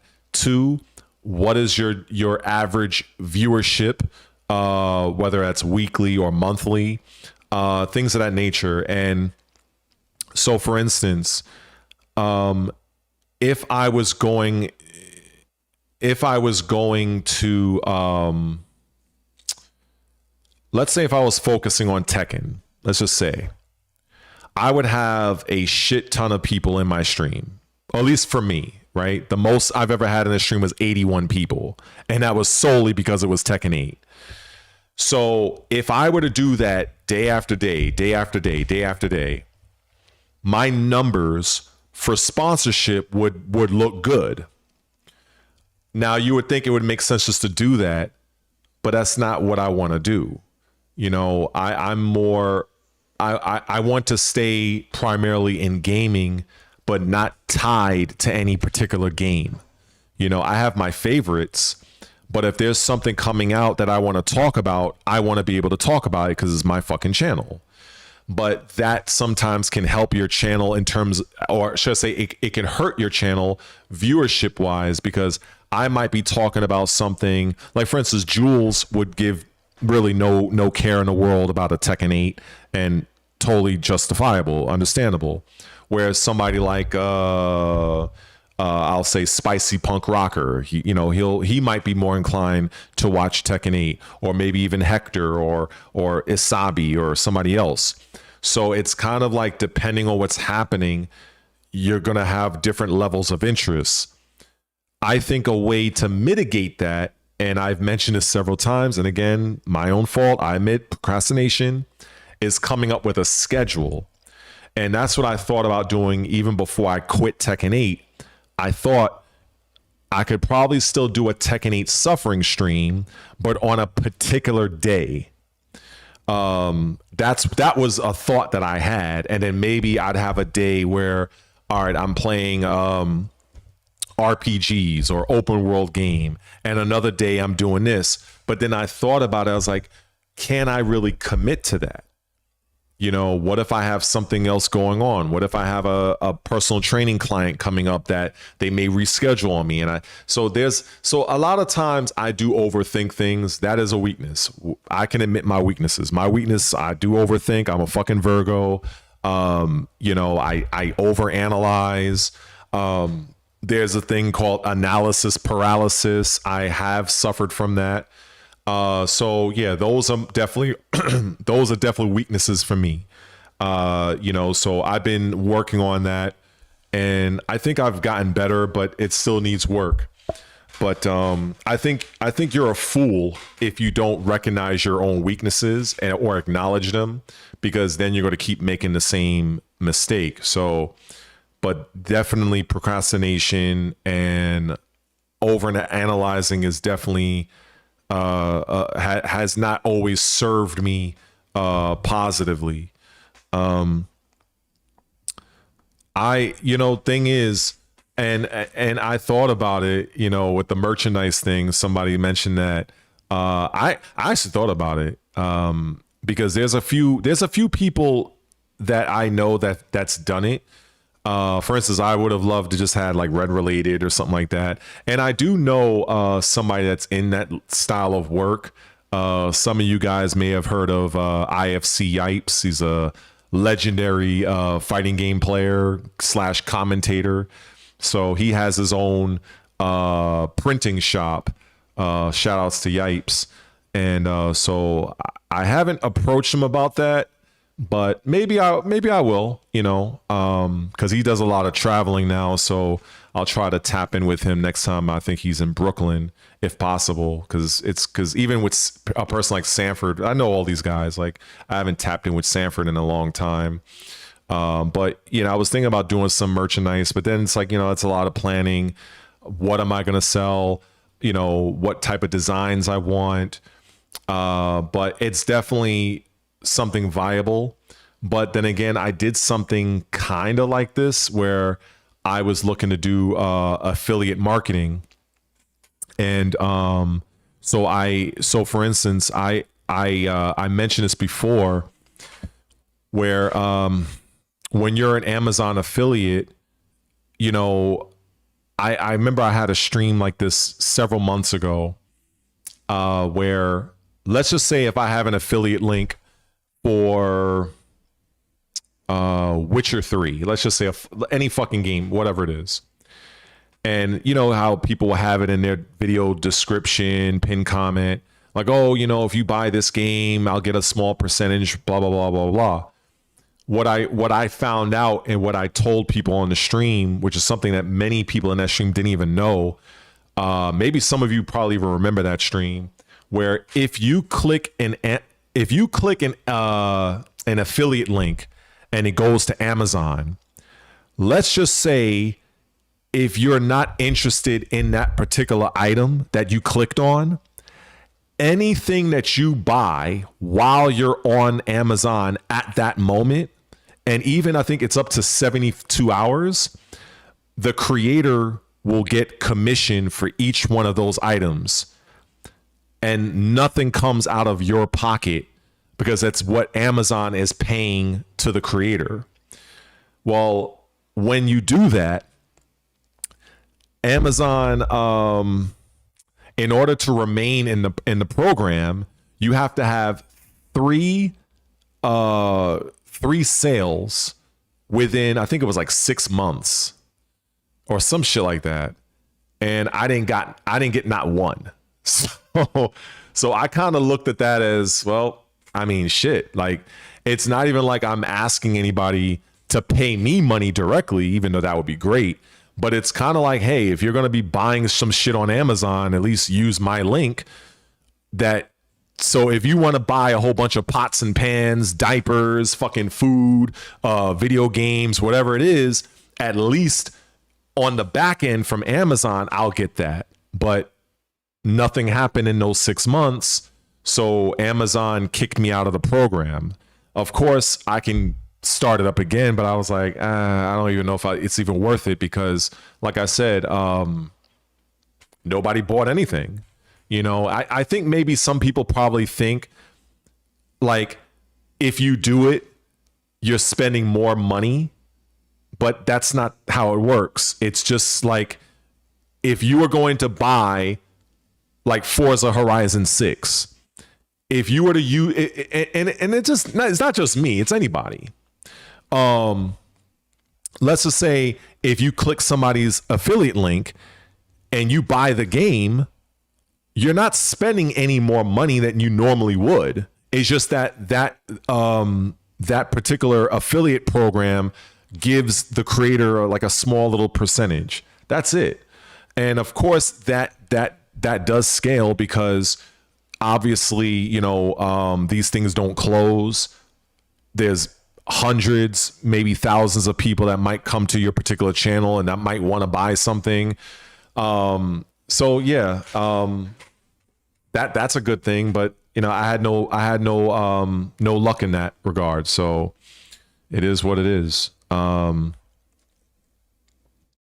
I appreciate, Mike, that you appreciate my honesty. That's the one thing I will say, that when I look at other content creators, I think that their opinions on things are very, then it's not really their own. They kind of go with, they don't want to rock the boat. If they're on one side, and if that side becomes more corrupted, they don't want to speak out about it because they don't want to rock the boat. Like, I'm not a fan of that. So I appreciate that you recognize that. Oh, and shout out to Sunset Park. Yeah, Sunset. I go there every now and then. There's a pretty decent boxing gym over there. Raging, I appreciate the support, man. I appreciate that. Yeah, you know, it's like, and I see Jules says like a lot of times people don't buy merchandise because honestly, I'll be honest with you, some of that shit is mad expensive, bro.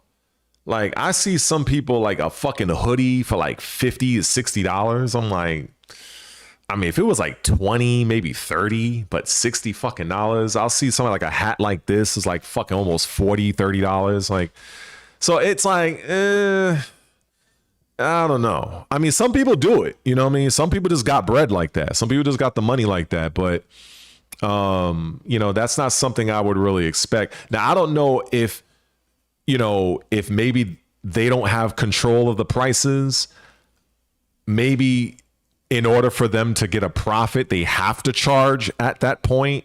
I don't know. But I would have, like, I'll be honest. What would be amazing for me is, and I've said this, is if everybody just becomes a fucking channel member. That's it. I'm telling you, because to me, I'll be honest.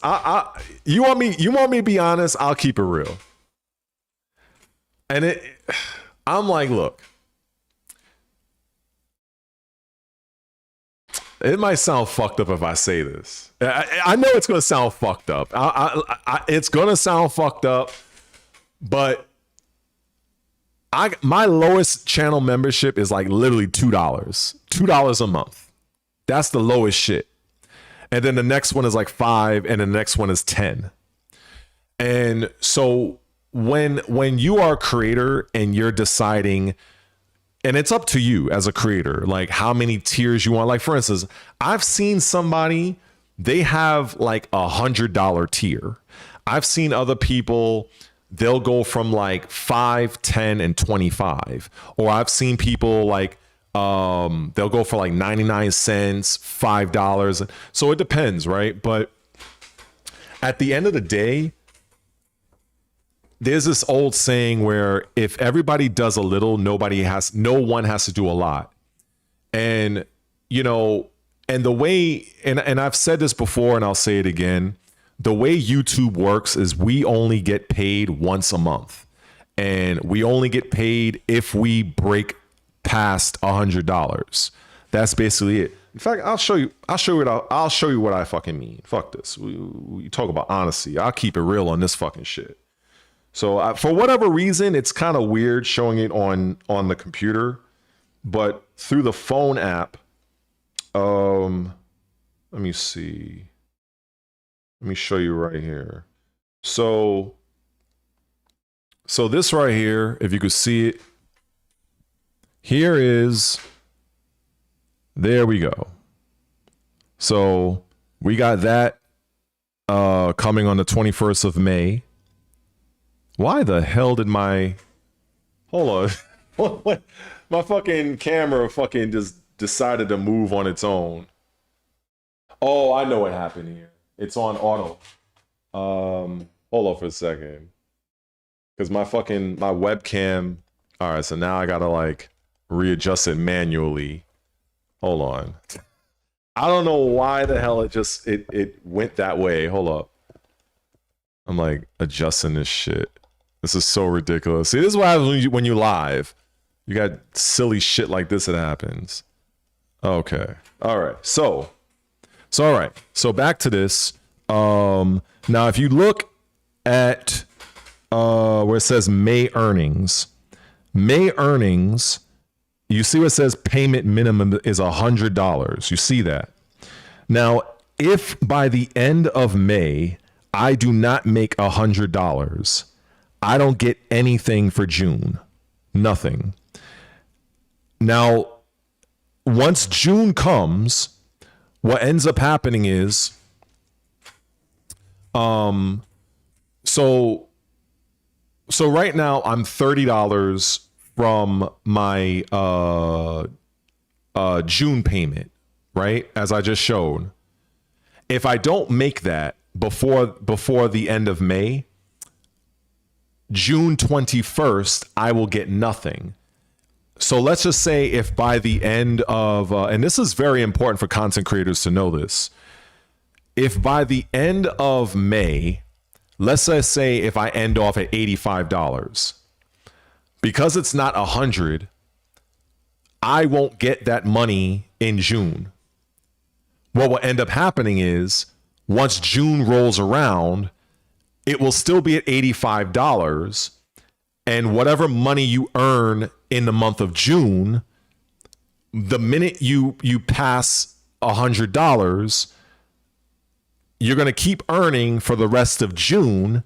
And then you're going to get all of that money in July. So in order for a creator to keep making something every month, they have to make that $100 minimum every single month. So the way it works, what's up, Ravenio? Is if all right, let me show this real quick. This is another thing to show. So if I click on memberships. So this right here is memberships. So you see I right now, unless somebody just happens to unsubscribe from me, but I have 15 memberships, 15 members. So out of the 15 members, it's an estimated of $39.53. So what that means is for somebody like me, that means the rest of that money to get to $100, I have to make up in ad revenue. Or if somebody happens to do like a super chat or like a super thanks, but from a membership standpoint, all 15 members I have right now, based on the, some are like at $10, some are at $5, 2 I believe is at 10. All of that adds up to $39.53. So I have over 2,000 subscribers. So imagine if I had half of them at the $2 tier. That would be fucking amazing for me. But I don't have that. So so I don't know how many creators break this down, but that's basically how it works. So the memberships is kind of like almost like guaranteed money to help you get to that $100 quota. And it takes a lot of pressure off of the creator to have videos go viral, because you only get paid based on the amount of views each video has. And honestly, YouTube ad revenue isn't exactly the best when it comes to gaming.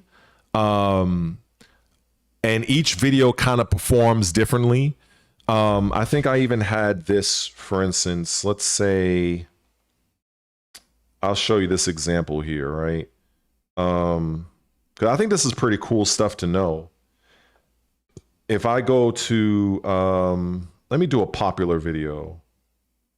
All right, the video I did with, talking about my Xbox for the first time. So if I go and show, let me see, let's look at revenue. Okay. So this is so for instance, the video I did where I was talking about my Xbox, the first one, this is all that video generated. That's it. $2.45. That video has close to 700 views, right? So as you can see here, most of that money, of that $2 and change, came from the 85 came from watch page ads and other from YouTube Premium. Now, if I scroll to this part, let me show you this part. So this shows the views, which I believe is 661. Now, if you look at revenue per 1,000 views, that's the important thing. This video, for every 1,000 views for this video, I'll get a whopping $3.70. That's how that works. Every video is a little bit different. Some videos you might gain $10. Some videos you might gain $7. But this video in particular is what you see, $3.70 for every 1,000 views. And as you can see, I don't have 1,000 views on this video. I only have 661. So that's generally how that works. So the channel members, every month, it's kind of like a little bit more of a guarantee. Obviously, month to month, it depends if the person sticks it out. So like I showed with the channel member, I have about, all totaled, about roughly $40 every month from those channel members, all combined. So that means that I have to make up $60 from like ad revenue. It might be less if I have somebody that might throw me a super chat or something like that, but you know, I can't count on that. So that's the thing that's kind of like a little bit annoying, but yeah. If you get demonetized, what do you do to? Well, I mean, I don't do anything to get demonetized. That's the thing. Me being demonetized will likely not happen, because many of the people that get demonetized, they do a lot of political content. They do a lot of they talk about a lot of controversial shit. A lot of them do a lot of AI stuff. I don't do any of that really on my channel, you know. Aside from a few F-bombs in here and there, like there's really nothing that I talk about that's super controversial. A lot of times those channels, they're doing a lot of weird shit and they're not really being honest about it to their audience. So when they'll say, oh, I got demonetized, yes, chances are you were probably doing some shit that you probably wasn't supposed to be doing, maybe copying other people's content. Like, you know, those videos where, and I've seen them all the time, they'll have the video playing, but then you'll see the creator, he's like this, that's trash. That's trash. A lot of times YouTube is like, fuck that. That's not transformative. That's not real content. That's stealing. And those channels will get demonetized. So that basically, I would say 99% of what I do on my channel is all me. In fact, I don't even like reacting to other people's stuff. I think I can probably count on one hand the amount of times I reacted to somebody else's content. And I mean like another creator. If I'm talking about something, it's probably an article. It might be something that like a big publication put out. But like, for instance, I did a reaction video one time on Main Man. It was like, I think it was like one time I did it. Like I don't like to do shit like that. I'm not one to really overtly talk about another creator. I may have differences of opinion, but I'm not going to like make an entire video off of somebody else. Like I think that's petty. That's not my interest. But there's many channels that do it. You know, it's drama, you know, I guess they get their views. I'm not a fan of that. Like if you're a company, you're fair game for me. But like, for instance, the times where I would talk about Dead or Alive 6 last round, which is I've basically said, I think I've made 6 videos off of it. I've said that it's a fucking cash grab. And I've made reference to some of the larger content creators that's in the Dead or Alive space. But I'm not making a video on them specifically. Like that's kind of like the point I'm trying to make. I could, but I just don't. I'm not looking to do that. It's not my interest.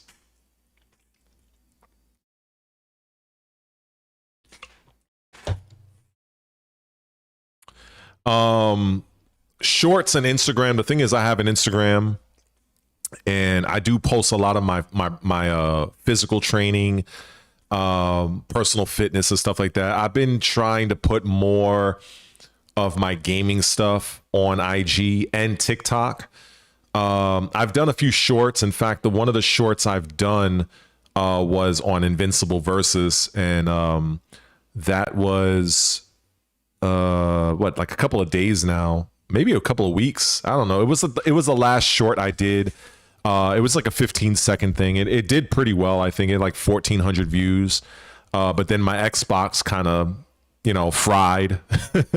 But yeah. Oh wow, look at that. Deadly Rave Neo. This is where I've seen the people on YouTube. They'll say, "Oh, thank you so much, Deadly Rave Neo, with the $5 dono. I support you, Red. I appreciate that." Usually that's how they read it off, But I appreciate that. In fact, here, this is a good. So this is what I see. So when I click here, you see. So here's my main viewer. Here's the chat. And then, so when a super chat comes up, it comes up right here. So I appreciate that, Neo. Thank you very much, man. It goes a long way. I'll tell you that much. But just to use that as an example, let's say if Deadly Rave Neo had like an actual, like, kind of like an in-depth question, and then I could look at that and be like, okay, I can get to that. You know what I'm saying? Or I can like literally, like the guy Renfail, I made mention of him as a content creator. Somebody like him would actually literally clip that out and make it its own video. You know what I'm saying? So stuff like that is pretty cool. But let me see.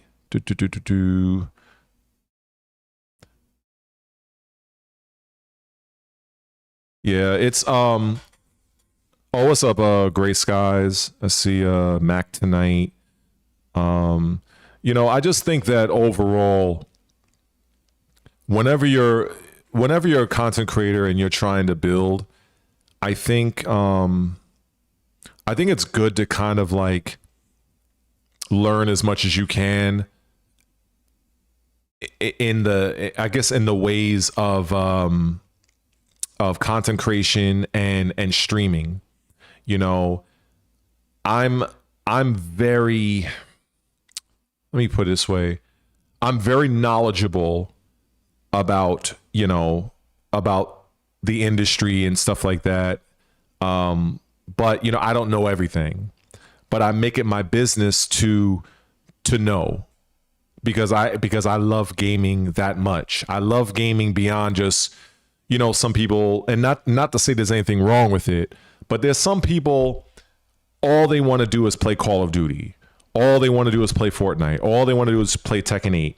And there's nothing wrong with that. But there's so much more to gaming than just that. And I have a love and passion for gaming that transcends any one particular game. So I want to understand why things happen the way they do. I want to understand the developers. I want to support and recognize developers that put forth actual effort. Those people that, they respect their community. They, not all developers are created equal. You know what I'm saying? So I like to support that as best I can, even with me not being, the financial wizard that, that I wish to be. But I want to at least highlight certain things. This is why when I was talking about Dead or Alive 6, that upcoming cash grab, I also looked at the Diablo 4 developers and what they put out with Lord of Hatred. And even if you're not an ARPG player, even if you're not a fan of Diablo, what they managed to do with that DLC is fucking, it's out of this world. And, you're not going to satisfy everybody, but I like that those developers, they put forth some serious effort. And I just can't not recognize that. You know what I'm saying? There are other games out there that I may not be into, but I'm like, okay, you know, it may not be for me, but I can see the passion and effort they put into the project. You know what I'm saying? So for instance, like this one game called Flight Simulator, not really my style of game, but it's pretty impressive when you understand that when you're playing that game, they actually utilize real life weather patterns in the game. If you're going from fucking New York to Chicago, you are really going from New York to Chicago. So it's effort like that, you know, I like to respect and acknowledge. This is why, when I just to kind of touch on it, this is why I can never see a game like Mixtape being game of the year, where you just had a fucking multi-billionaire bought a whole bunch of ADVIII licensed music versus a company that literally put their heart and soul into a legitimate video game, and they're getting shafted over some fucking it's not even a real video game. It's just you're just playing music. You know, like I can't support that, and I don't respect it. You know, not to say it's a horrible game, but to call something like Mixtape game of the year, you're basically saying that all of the other massively developed games meant shit compared to some a billionaire that bought a bunch of licensed music and has overlaid it with generic looking graphics and a not so interactive gameplay loop, and you're calling that game of the year. Like I just can't. But watch, I will not be surprised that Jeff Keighley at the end of fucking December is going to call that 2026 game of the year. I won't even be fucking surprised. I won't even be surprised. Mac tonight. You net 800 views in your dance videos. Yeah, like, oh, well, I mean, hey, 800 views, that's solid, bro. That's solid. The thing is, let me explain, let me share this point also, and this is something else. When you hear the term viral doesn't always necessarily mean you're getting millions and millions of views. Viral, I believe, and at least the way I look at it, is you look at your subscriber or your follower ratio. So for instance, this guy, he says he had 800 views on his dance videos. Well, let's just say, I mean, I don't know, but let's just say hypothetically the same person, maybe they had 200 followers on their Instagram. 200 followers, and he had an 800 viewed video. That's a fucking good video. That's a good ratio. Same thing, like if you have, now, if let's say if you have 2,000 followers and 800 people look, now that might be a little might be a little different. But yeah, I think every niche is different. You know, you have different audience interests. You know, I've seen people, they do things with dancing. I've seen people who do DJ stuff on Twitch, especially. I've seen people do cooking. I see people just yap like I'm doing right now. Everybody has like their own thing. And so if dancing is like your interest, then maybe, yeah, I would say stick with it. And the fact that you're getting 800 views on IG, it wouldn't hurt to put it on YouTube. You know what I'm saying? That's what I feel, you know? I think that makes sense because one, it's something that is coming from you. You know, I don't know what kind of music you're using. If it's a licensed track, you might want to be careful, but the dancing itself is you. So you are essentially that product, you know? I've seen my share of dance videos on IG. There's this lady I like. I think her name is Judith, I think. She's like a really nice dancer. She's danced with a lot of different artists. I think she has a school, but she does a lot of dance choreography. She does very well for herself. And I've seen another guy, I think he's from Africa. I think his name is Al Massey, if I'm not mistaken. He does a lot of cool like dance moves and shit. So there's like, you know, there's a lane for it. 100%. 100%.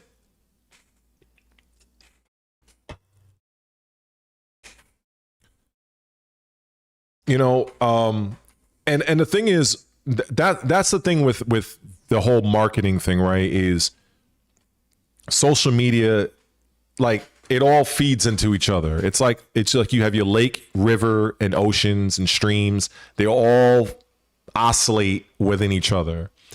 And so one of the main strategies I'll say, for instance, right? Let's just say if you have a Twitch, let's just say hypothetically, getting discovered on Twitch is like, it's next to impossible. It's next to impossible to get noticed on Twitch unless you're already a somebody. So what people do is they will do their stream on Twitch specifically, and then they'll cut little pieces of it, clip it out, and then they'll send a clip to IG, send a clip to TikTok, send a clip to YouTube Short, and then you know, with the intention of getting people interested to where they will go to their Twitch to watch the legitimate stream. That's been the MO for like streamers for a long time. Wow, okay. Sorry, I just had somebody that did a very unexpected super chat. Saint Mike, thank you very, very much. This is the good Lord had put you in my path for a reason. Us older gamers. You know, there's a video I gotta play. I gotta play this. I gotta play this video. It's a short. So he says, us older gamers need to support one another. Please consider doing an no, I'm gonna do an unboxing. But I remember Spicy Punk Rocker, he's another great guy. I remember he definitely wanted to see one too, and I left him the comment. I said, yeah, it'll be an unboxing, even though it's 6.5 years later. Because you know, Xbox came out 2020, but it'll be fun. It'll be fun. It'll be fun. I appreciate that, man. Thank you so much. But you know, at the end of the day, you know, I'll put it to you this way. It means a lot. It means a lot no matter what people share. Like for instance, Gray Skies, for instance, I'll mention him. You know, Gray Skies has been on the channel for a while, and he's been donating here and there with what he can, and I appreciate that. You know, same with everybody else that has contributed. And the overall point is when you're in this situation, when you're a content creator and somebody sends you anything, you have to, well, you don't have to, but this is how I look at it. That person didn't have to send you shit. They have to send you anything. And it means a lot, even if it's fucking $2. It could be $1. That person sending something means something because they didn't have to do that. And it even goes the same way where kind of messed up my words there. When you put out a video and somebody leaves a comment, they like, share, all that stuff, all of that is support. It may not be financial support, but it's still engagement, because people that do something, it does help the video get sent out to other people, and maybe those people might do a little something financially. So one thing helps the other, and I think that it's very important for the viewer to understand that, and the content creator to appreciate that. And that's, and I think that's something I really want to like really hammer home, because I think a lot of times people take I think they take certain things for granted. And that's why for me, when I watch somebody's videos, I don't subscribe to every single channel I watch, because then I'll have like fucking 2 million channels. I don't want, but at the very least, I'll at least like their video. You know what I'm saying? Like, I'll do some kind of engagement, you know what I mean? Even if it's somebody I've never watched before, because I know as a creator, I know it must have taken them, some effort. So I'm not going to just go and watch somebody's video and not do nothing, because I know like that doesn't help them. So I try to do a little something on my part. Like, for instance, like one of the things I would love to be in a position of is I would love to be in a position to help smaller creators, like one person did for me, where one particular person in 2024, and I mentioned this before, but I had privated that stream. But one particular guy out of the UK, he PayPal'd me. It was about $1,300. And this was when I was just starting my channel. And I'll never forget that. And my hope is to get to a point where maybe, I don't know if it'll happen, but maybe get to a point where I might be able to afford to go to the UK, arrange something, and finally meet him and shake his hand. I guess I just always been that type of person. I would like to be in a position where I can help others. But the thing is, for me, it's like I'm trying to keep my head above water. So it's kind of like this tough balancing act. So, because I have my long-term plans for the channel, and I have the things that I want to do, but it's a matter of can I make it happen? And so it's an ongoing process, but it's it's going. It's going.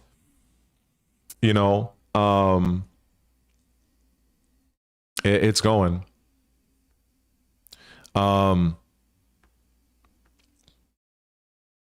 I think that at the end of the day, and I want to thank everybody that's even here, which I don't even know how many people he's been here. Let me look real quick, because I'm curious.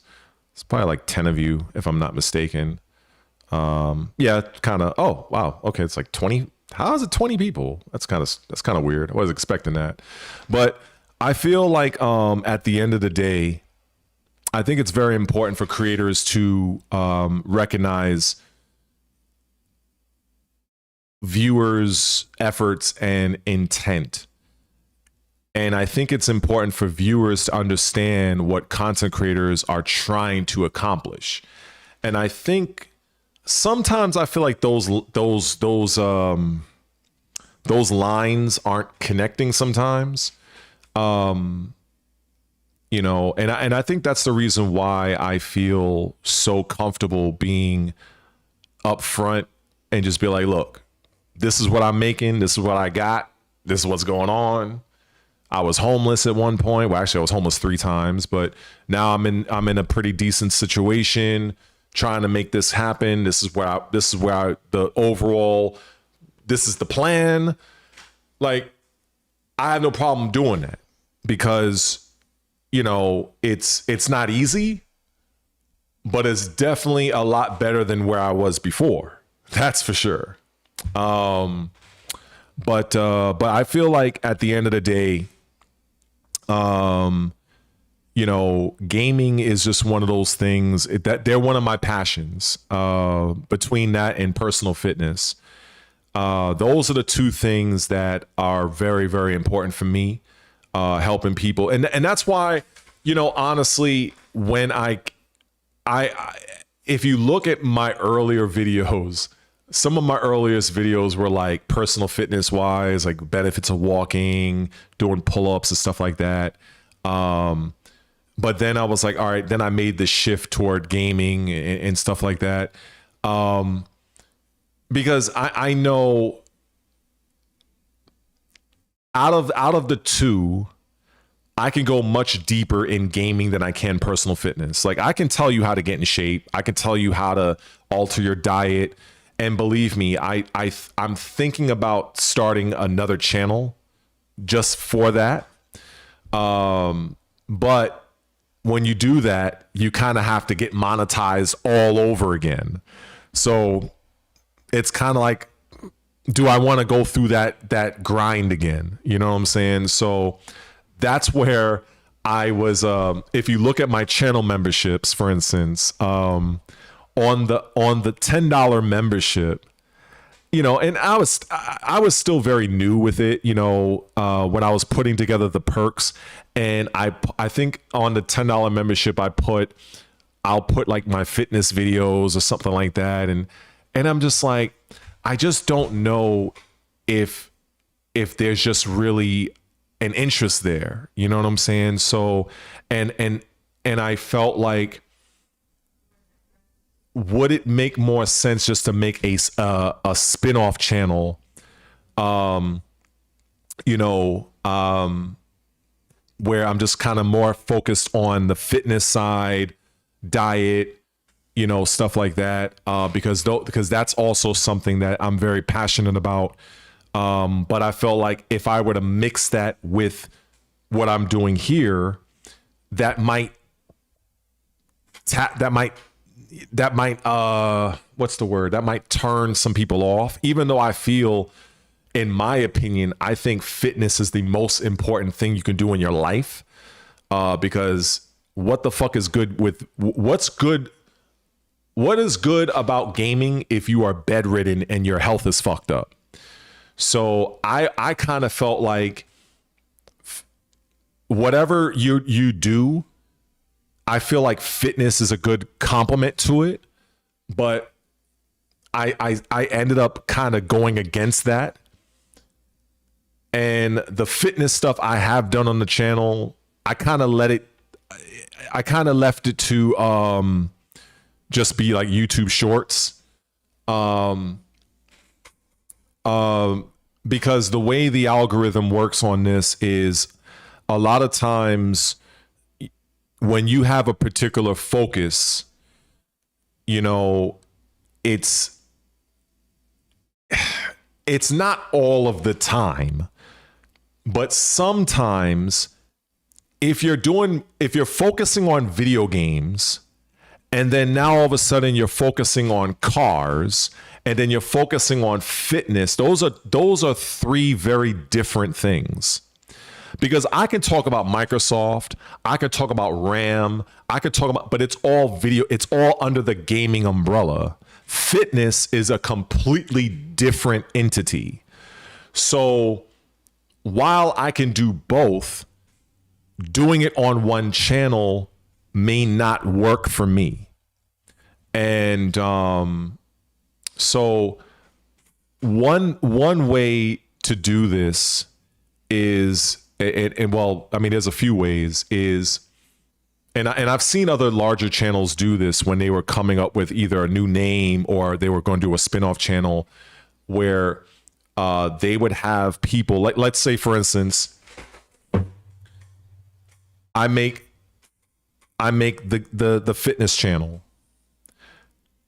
More than likely, I'll be on a stream, more than likely, and I'll say, okay, This is what I got going on. This is my new fitness channel. I hope that you guys that are supporting me here on Red Related, you guys will subscribe to this other channel. That's what a lot of content creators do. They try to get people to also subscribe to the other channel, which I think is probably the best way, because at least you will have, you may not get everybody. Like, for instance, I got like over 2,000 subs here, so I'm probably not going to get everybody. But for instance, if I can get like a good 500, 600 people to kind of cross over, that will make getting the 1,000, because you need 1,000 subscribers and 4,000 hours of watch time to have a channel monetized. That's how it works, unfortunately. Well, I mean, you could do a 500 subs and 3,000, but that's kind of like crowdfunding sources like memberships. But in terms of to getting ad revenue, you have to have 1,000 subs and 4,000 hours of watch time. So that's one of the things that I would have liked to have done. But, you know, and I see what you're saying, Gray Skies. The thing is, it's a tricky situation, because you also have to factor in how YouTube itself is going to push your videos, because YouTube pretty much rewards channels for kind of sticking to at least one genre. So for instance, like, and I use this guy because everybody pretty much knows him, like Main Man Sui. He primarily does Tekken content. That's his primary shit. Sure, he might do a little Dead by Daylight here and there, but for the most part, he's doing Tekken. So his channel is much more likely to have continuous growth, because YouTube as an algorithm kind of knows, okay, this is what this guy specializes in, and that's that. If Main Man were to go and start talking about doing push-ups and stuff like that, because he already has a pretty sizable channel, he might have a certain amount of his audience that might tune into that. But his overall, what's the word I'm looking at? YouTube pushing those videos, it may, and like I said, it's no guarantee. It might pop off, it might not. But when you're already a much larger channel and you have a much larger built-in audience, the chances of doing something different and being successful is a little bit higher than somebody like me who has a very small channel. And if I try to go a different direction, it's more of a risk for me than it is for somebody like him, because he already has a very large channel. So it gets really technical, especially since there's been a lot of news surrounding how YouTube is now pushing videos in the last month or so. And I've been looking at that. And for instance, let's say if I were to make videos about that now goes under the content creation genre, like a Think Media, Roberto Blake, you know, those types of guys that make YouTube content to help you grow your YouTube channel.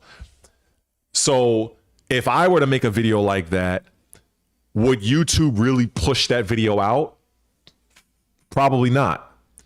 You know, that's not to say I wouldn't get a few views, but for instance, I did a video where I was talking about branding, you know, branding 101. I think I had like 50 views on that video.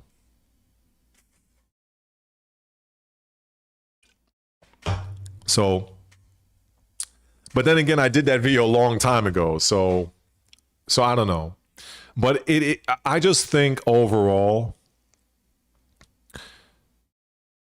I think if I want to focus on fitness, it would probably make more sense just to make a separate channel for that, because I am a certified personal trainer at the end of the day, so I can go very deep on that subject.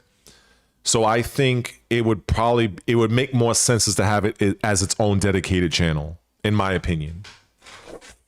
What's up, Hyperstark? but yeah, you know, I try to, you know, like for instance, when I talk about fitness and gaming, there's a third passion, and that's music. But I can't dive that deep into music. You know, combat sports. I love boxing. I love MMA. I train as a boxer.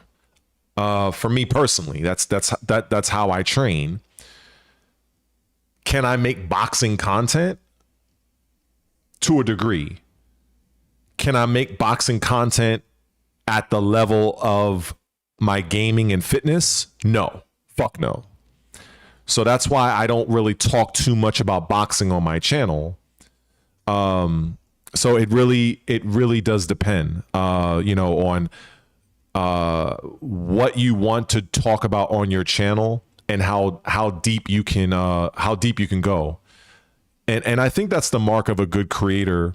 And if you're wondering, hey, you know, what do I want to talk about? You know, like for instance, I like to let's use Jules, for instance.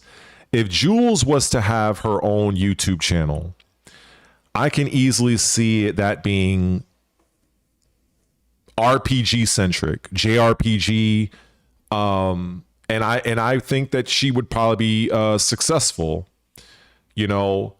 But let's just say if all of a sudden Jules, you know, she's like, hey, you know, maybe she's I'm just kind of like hypothetical. Let's say she's good at playing an instrument, right? She's good at, like, I don't know, playing a clarinet or something. And as she goes making a video about that, some of her subscribers might be interested, but it's a complete departure from what, you know, her focus was. So it's kind of like that. You know what I'm saying? I feel like if you're going to make a channel for yourself, you have to look at what are your passions? What do you like? Doesn't matter if you're Gray Skies, Saint Mike, Jules, Hyper, what if you guys want to do your own YouTube channel, look at what are your current interests and ask yourself honestly, out of all of those interests, is this something that you can talk about every single fucking day? And can you go deep on this subject? If not, then reevaluate. Now, of course, when you're getting started, that's where a lot of people, they kind of throw a bunch of things at the wall and something might stick. But whatever happens to stick, you kind of have to try to double down on it. Unless you're going to have a tough road ahead. And that's the main reason why when I started my channel, I didn't want to focus on Tekken. Even though being a fucking 31-year veteran of the franchise, I can go very deep on the game, but I didn't want that to be like my end all be all. That's why I would say I never wanted to be the main man Swee of New York. Like I don't want to be that, because I don't want to be locked into like, this is Tekken and that's all I'm doing. No, fuck that. And it doesn't help the fact that I don't like Tekken 8. And so that makes it even worse. But yeah. But yeah, I think honestly, Jules, I think you should do it. I think you should, if what would help is you could do what I did. I'm on OBS, Open Broadcast Studio. There's like a bajillion YouTube videos on that. Learn that. I use CapCut. That's like one of the it's a free editing software. I literally taught myself how to cut and edit. It wasn't that complicated, you know. And I just record. I've seen people, you know, obviously now here's another thing. If you're not good on camera, or you don't feel like, I don't want to be on camera, I've seen people like they literally do these little silly avatar, the little VTube stuff. You know, I've seen people do that. I guess that's a good workaround. And I think a lot of girls do that as well. But I feel like if you have a real deep-seated passion for gaming or anything, I think anybody that's watching this stream right now, I think you guys should start your channel. I think so, because there's fucking millions and millions of people on YouTube, and I think every one of our voices matters. I mean, you know what's funny? I've seen some people that would leave comments on my videos, and they like leave fucking Bibles, like they're like going ham. You know what I'm saying? And in my mind, I'm thinking, you know what? This guy should have just fucking made a YouTube video. Like, dude, like we're talking about like a whole Bible, like about this, like I'm like, bro, like dude's going in, and you know, it's like, I don't know. Like, I don't know if maybe it's just they don't feel like they don't know how. Maybe they feel they don't have enough time. Maybe they just, I don't know what it is. But the funny thing about this is that YouTube, in terms of creation, is, I think they say it's the third largest business, or should I say it's the third fastest or second fastest growing business of 2025 and this year.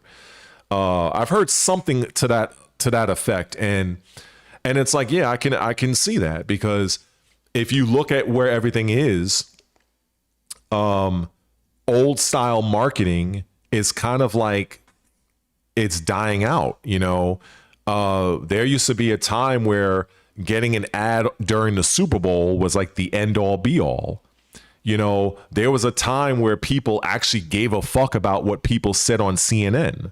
Now people are just going over to podcasters, or they're looking at those YouTubers that's making a video of, hey, I want to know what Forza Horizon 6 is all about. Oh, okay, well, let's just watch this guy or watch this girl.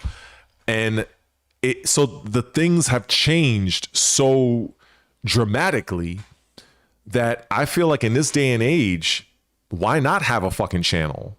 Why not? You never know. You might blow up.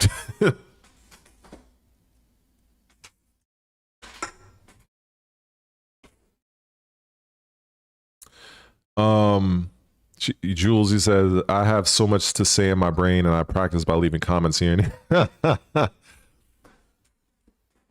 You know it's funny. And even the other person is Umbral. I don't think I've seen this person before. It might be a new guy, but so this person says, I want to do YouTube but don't know how to record my gameplay from my laptop. Yeah, I think a lot of times people, they just don't know how to do certain things. And believe me, you know what I thought about doing one time? I've seen few people do this. I thought about editing a video while I'm like live and just kind of like turning the camera. So I'm like, okay, this is what I'm doing. This is how I'm doing it. But again, it's like, who's going to really watch that? But I do feel like it would probably help some people, because many of those videos did help me, because people have different problems when it comes to recording content. Some people, they're not comfortable being in front of a camera. They blank out. You know, they do a lot of ums and stutterers. You know, you're going to have that naturally as a human, especially when you're not reading from a script, which is what I don't. But some people, they don't do well in front of the camera. And some people may not even know what they want to talk about. But all of those things can be can be worked on, you know, because I do feel at the end of the day, everybody's voice matters. And the reason why I say that, even though as hokey and cheesy as that may sound, I like to believe that everybody is unique in their own way. So how Jules may look at a particular game versus, I don't know, Saint Mike or Hyperstark or Spicy Punk Rocker or whoever, everybody is going to look at something a little bit differently, whether they like it, they don't like it. And hell, even if everybody likes it, somebody might like it more for one reason or another.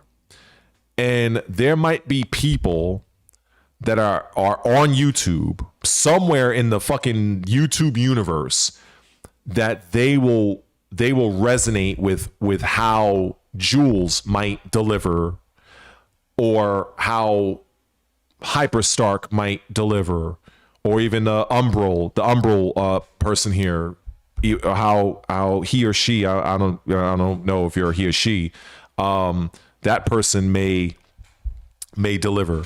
So I think everybody has their own voice, and it's kind of like what I say, if you have an opinion, you have content.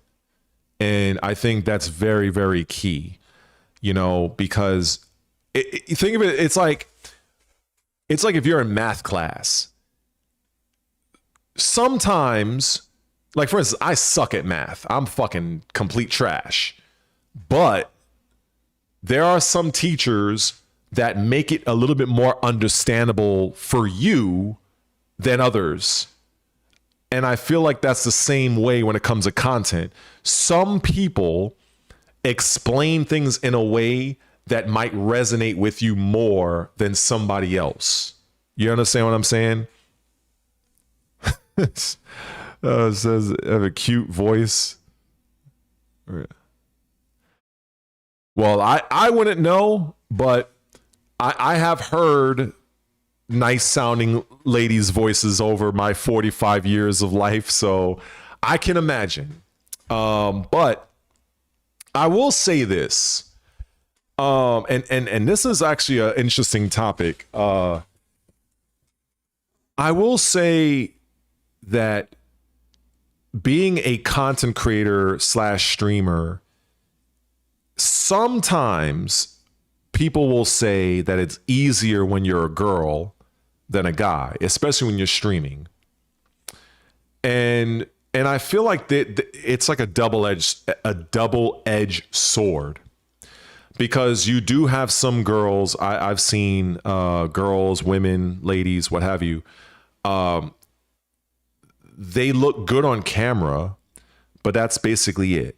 Like that's, you know, and then they're really making themselves out to be objectified. Like they got their fucking tits out, like they're sitting on a tray, and, you know, and they can't really play any games. They don't really know what they're talking about.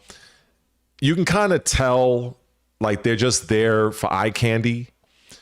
And that's fine. Everybody does their thing. If that's your bag, that's cool. And then you have the other female creators that are more modest, that are actual gamers. And sometimes I think the guys in their chat, the guys in their stream, you know, it can get a little bit toxic sometimes. I've gone to certain, like there's one streamer, I really do enjoy her content. I think her name is Storm something, Storm Break, Storm something. She's like kind of, I think she's a white girl, kind of nice shape, pretty pleasant. She plays a whole shit ton of games. She's actually very good at what she does, and she has a very large channel. Storm something. Maybe somebody in the chat might know. But she's a very good content creator. It's because and the thing is, she puts herself out there to where, and what I mean is, like, there's so many clips of her, like on Instagram, and eventually it led me to her Twitch channel. And now, of course, with her being a larger channel, I have my thoughts that maybe she does have people that do certain work for her, like that might clip her stuff, you know, no different than some of the larger male creators. But, you know, I did borrow something from her, or at least I like what she does. For instance, like when she's about to go live on Insta, you know, let me just show you what I mean. Because because I'm like talking about this. Let me just show you exactly what I mean here. Let me just go over to, let's just do this real quick. Okay, hold on. All right, so let me go to my Instagram and you'll see what I mean here. All right, so in fact, she might be online now. Let me just look for her. Storm something. Stormfall, that's her name. Yeah, Stormfall. So this is her right here. Okay, so this is her Instagram. So she does a lot of gaming. I use 342,000 followers on Instagram alone. So what I like, I think if I click this, so she'll have like different outfits that she'll wear, and like for instance, like let's say if she's about to go live, I'll see her pop up on my channel, like on my Instagram, and then in her Instagram story, it's showing you know, like let's say if she was about to play Resident Evil, she'll be dressed up like Leon or something, or Ashley, and then she'll say, oh, I'm playing this game, and then she'll have her Twitch thing, and that's it. For instance, so if I go, let me click out of this so my laptop doesn't freeze. I don't have the strongest laptop here. So if I go and click on her her stream here, she's probably live right now for all I know. Let me see. Oh wow, she's actually not live. Okay, that's like one of the rare times she isn't. So you can see here she has 179,000 Twitch followers, which is absolutely insane. So she does a lot of good stuff here. Yeah, Giga Gamer, Souls-like variety streamer. So she does a lot of good shit here. And then on YouTube, she posts highlights of her stream. So if I click on the YouTube link, so here she is here. So she has 436,000 subscribers. So you see she has like, she dresses up as different things. I think this is where she was talking about Crimson Desert. So she does a lot of good stuff. So I think that she's a really good creator. And I have borrowed, or at least I thought of borrowing some of the things I see that she does. Because she definitely is very large in this space, and somebody that's good to kind of like, you know, look at as a kind of like a bit of inspiration, get some ideas. Of course, there are a lot of other female creators out there, but I'm just using her as an example. So that's pretty much like, you know, what I'm talking about.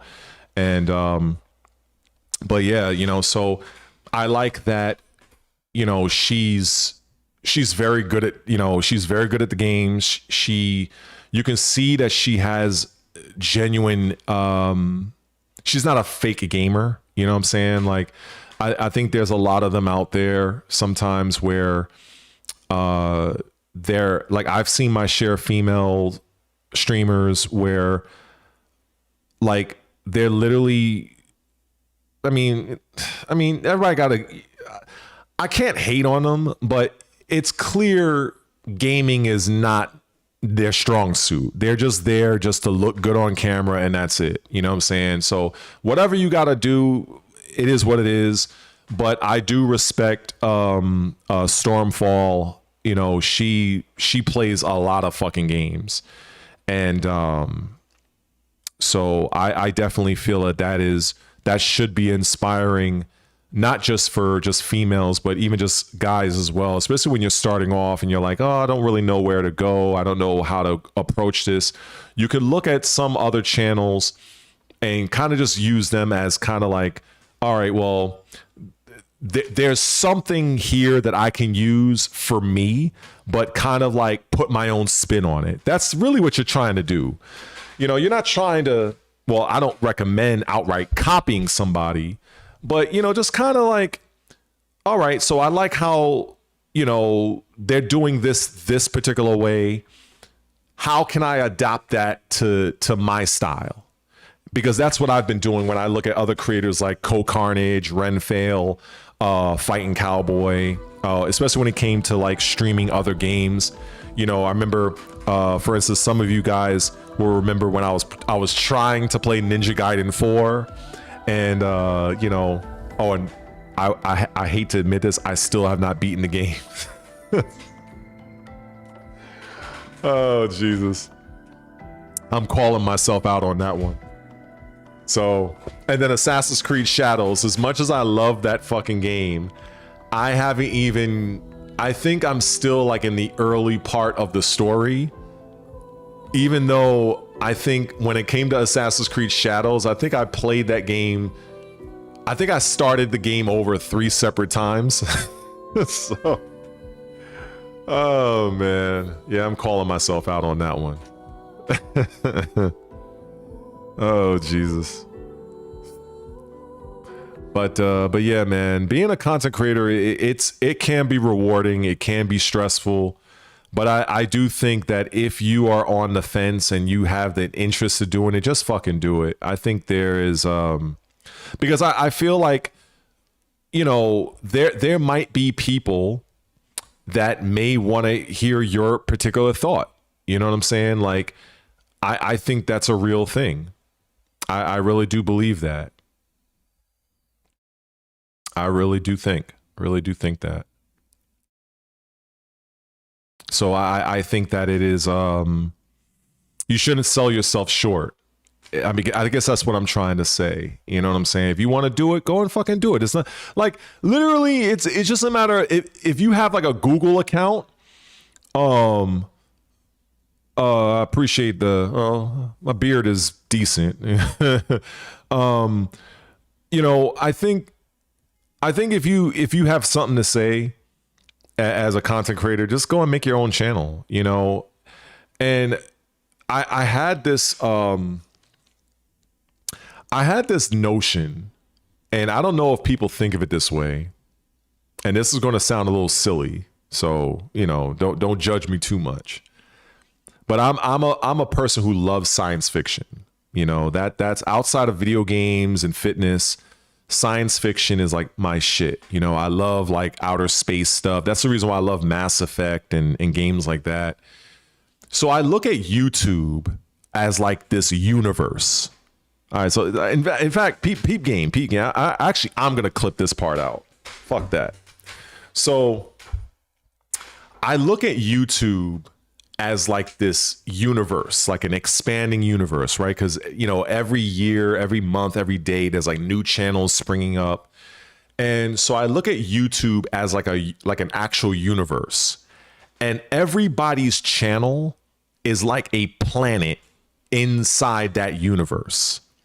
So I like to look at it as, if you go to somebody's channel and you kind of like look at what they're doing, it's kind of like you're visiting their channel, but you didn't subscribe, right? You didn't subscribe to the channel. You're not a channel member or anything like that. So I feel when you do things like that, when you subscribe to the channel, or you're like a channel member or something like that, I feel like at that point, it's like you're colonizing that planet. Like you're deciding, hey, this is a planet I want to be on. You know what I'm saying? I know it sounds kind of silly, but that's kind of how I look at YouTube. And I think as a creator, it's like everybody, like every channel is kind of like your own world. So whatever I put on my channel, this is kind of like my planet. And I may have a few people that might journey over and check my planet out and be like, oh, okay, well, you know, it's good to visit, but it's not something I want to kind of settle down on. You know what I'm saying? And I don't know. That's kind of how I look at it. You know what I'm saying? But I feel like that's just a way to really look at it. If that makes any sense. I mean, it makes sense to me because there's so many channels on YouTube, you know, so many different things people talk about. And I like to think that whatever you talk about on your channel, it's like your own planet, and you're existing in this universe. And you have people that may visit your planet, like the viewers, And if they decide to subscribe or become a channel member or something like that, that just kind of means that, oh, now you have people that are settling on your planet. And I think that's I think that's kind of a cheesy but fun way to look at it. You know, that's how, you know, I'm a sci-fi nerd, so that's kind of how I look at that shit. But you know, I think people have their own thought on that. But that's just kind of how I look at it. But yeah.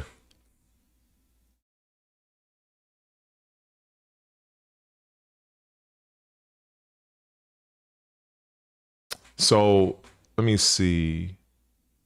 You like making things casually? You did yeah. See, that's the thing. See, I have heard that YouTube is cracking down on that AI stuff, and so you know, I don't know. Like that's why I don't want to go that route, because I've been seeing more and more channels talking about how they're like demonetized and YouTube cancel their channels and shit like that. So, you know, it's kind of like a slippery slope, because some channels is like they let them rock. Other channels, they kind of demonetize them. Like I don't take that chance. Like if it's like AI anything, I don't fuck with it. Honestly, I've seen my share of channels that do it. I mean, it looks pretty cool. My favorite right now is like, I think one person came up with like the character Conquest from Invincible. Like, you know, if he lived a good life on Earth, you know, and I like that. You know, I kind of hope that the developers make a comic series around that. But other channels that do a lot of AI related stuff, it's kind of like a hit or miss if those people, you know, get their shit demonetized, and that's not something I'm willing to run the risk of. But, you know, if it's working, you know, for you in the moment, you know, Godspeed. You know, I hope it keeps working. But I have seen a lot of people on you know, while I'm browsing YouTube, they'll say, yeah, you know, YouTube kind of, you know, shut my channel down, or they got demonetized, or, you know, so it's, you know, it's, I don't know. I would just say be careful if you're doing that AI stuff, you know. Maybe if you're a smaller channel, maybe YouTube doesn't fuck with people, but, you know, I don't know. Either way, I don't know. I kind of don't go along with that. And that's the same thing, like, if, like, people who do a lot of reaction content, like, honestly, I don't really like, I'm gonna be honest. Like, I don't like reaction content, because it just, you know what it feels like to me? I'm gonna keep it 100. It's like you're a fucking, it's like, I don't mean come off disrespectful, but, you know, I feel like it's almost like beta male energy.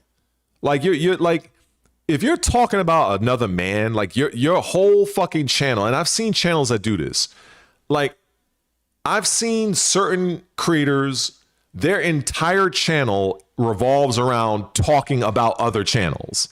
I'm like, what kind of bitch made shit is this? Like, I just cannot rock with channels like that. I just can't. Like, you know, and not to sound fucked up, but that's something I would expect a woman to do.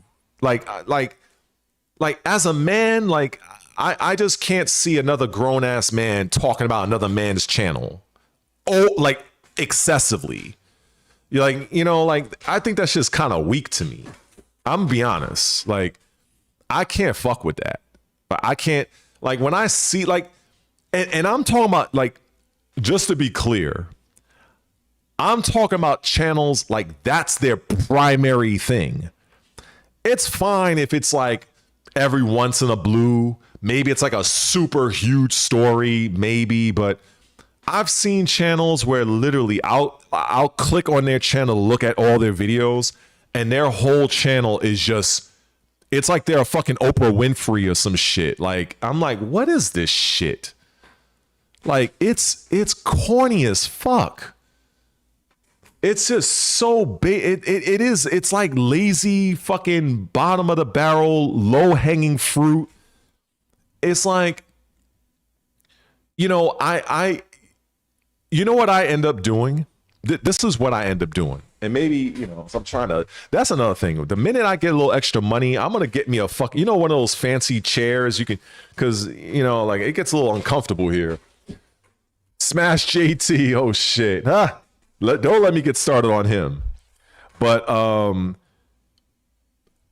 lot of times, if I'm watching somebody on, like, let's say if somebody is doing something like a reaction, what I will do is whatever they're reacting to, I'm going to the source. Because why am I watching your channel? At least that's how I look at it. Why am I watching your channel and you're reacting to somebody else's work? Fuck you. I'm not going to give you that. Like that's how I look at shit. Maybe I'm fucking old school, but I'm not going to bless you with my watch time where all you're doing is you're on some shit like this. Here we go. You're like let me give an example. Let's say kind of just give this example real quick. So you see how you got the screen, right? But you see me on the upper right hand corner of the screen. So you'll see me on the screen doing this. And they have the whole fucking video playing. And you're like, what is this shit? Like, I can't. Or if they are doing something, this is what they do. And this is cringe as fuck. So let's just say if you're watching a video, and I've seen this like maybe 2 nights ago. The video, they're playing a video. And then they'll end up pausing the video and they'll say, all right, y'all, yo, listen to this part right here. And they play the video. I'm like, bro, I don't need you to tell me to listen to this part right here. What I'm going to do is I'm going to go and find that video myself and listen to their video because it's their shit. That's what I do. You know, but I understand not everybody is like that. You know, but that's just how I look at it. And I've always been that way. I've always felt it was kind of corny to kind of, you know, it really, and like Jules said, it's really infuriating because to me, I feel like it's very low hanging fruit. This is why, like I said, I'm not a fan of reaction content, you know, but there are certain channels like that is literally all they fucking do is reaction. There is nothing. It's like they cannot do anything on their own. They have no personality. They have nothing of value from themselves. The value, quote unquote, and I put air quotes, is them looking at somebody else's work and giving a piss poor reaction for it. Now, it's a little bit different, I feel. And this is where it gets a little bit a slippery slope, where I don't know if any of you guys are familiar with ADVIII. He's a massive, massive channel. There are people that have said that ADVIII can take a 5-minute clip of somebody and turn it into like a 30-minute video. If you're doing stuff like that, okay, whatever. Because at least you're really like it's like your reaction video is not being super led by somebody else's content. You're pretty much using their content as kind of like context for what now you're going to say. I'm a little bit more accepting of that. Even though even I don't do that, but I'm more accepting of that. But I'm talking about those people. If it's like a 10-minute video, they're playing the entire 10-minute video. And every once in a while, you see them nodding their head or they'll pause and say, oh, watch this part right here. And Like that shit, I click off the fucking video. Yeah, that shit's crazy. That's just wild. But I would say now when you mention Smash JT, Smash JT is, there are people that will say he falls into a certain category because he is a large channel. And if you know Smash JT, then you must already, or you must, because they're all kind of in the same boat. You have Vara Dark. She's another female creator that's pretty sizable. You have Side Scrollers. I think what it was, Geeks and Gamers, Endymion, Dr. Disaster 1, who I do find a little bit entertaining actually.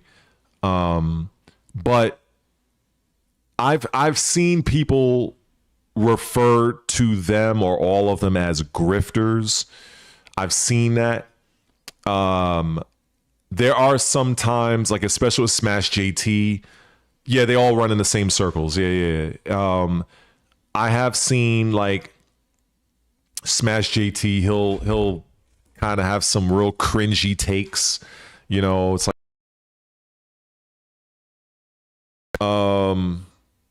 I'm not really the most avid watcher of any of them.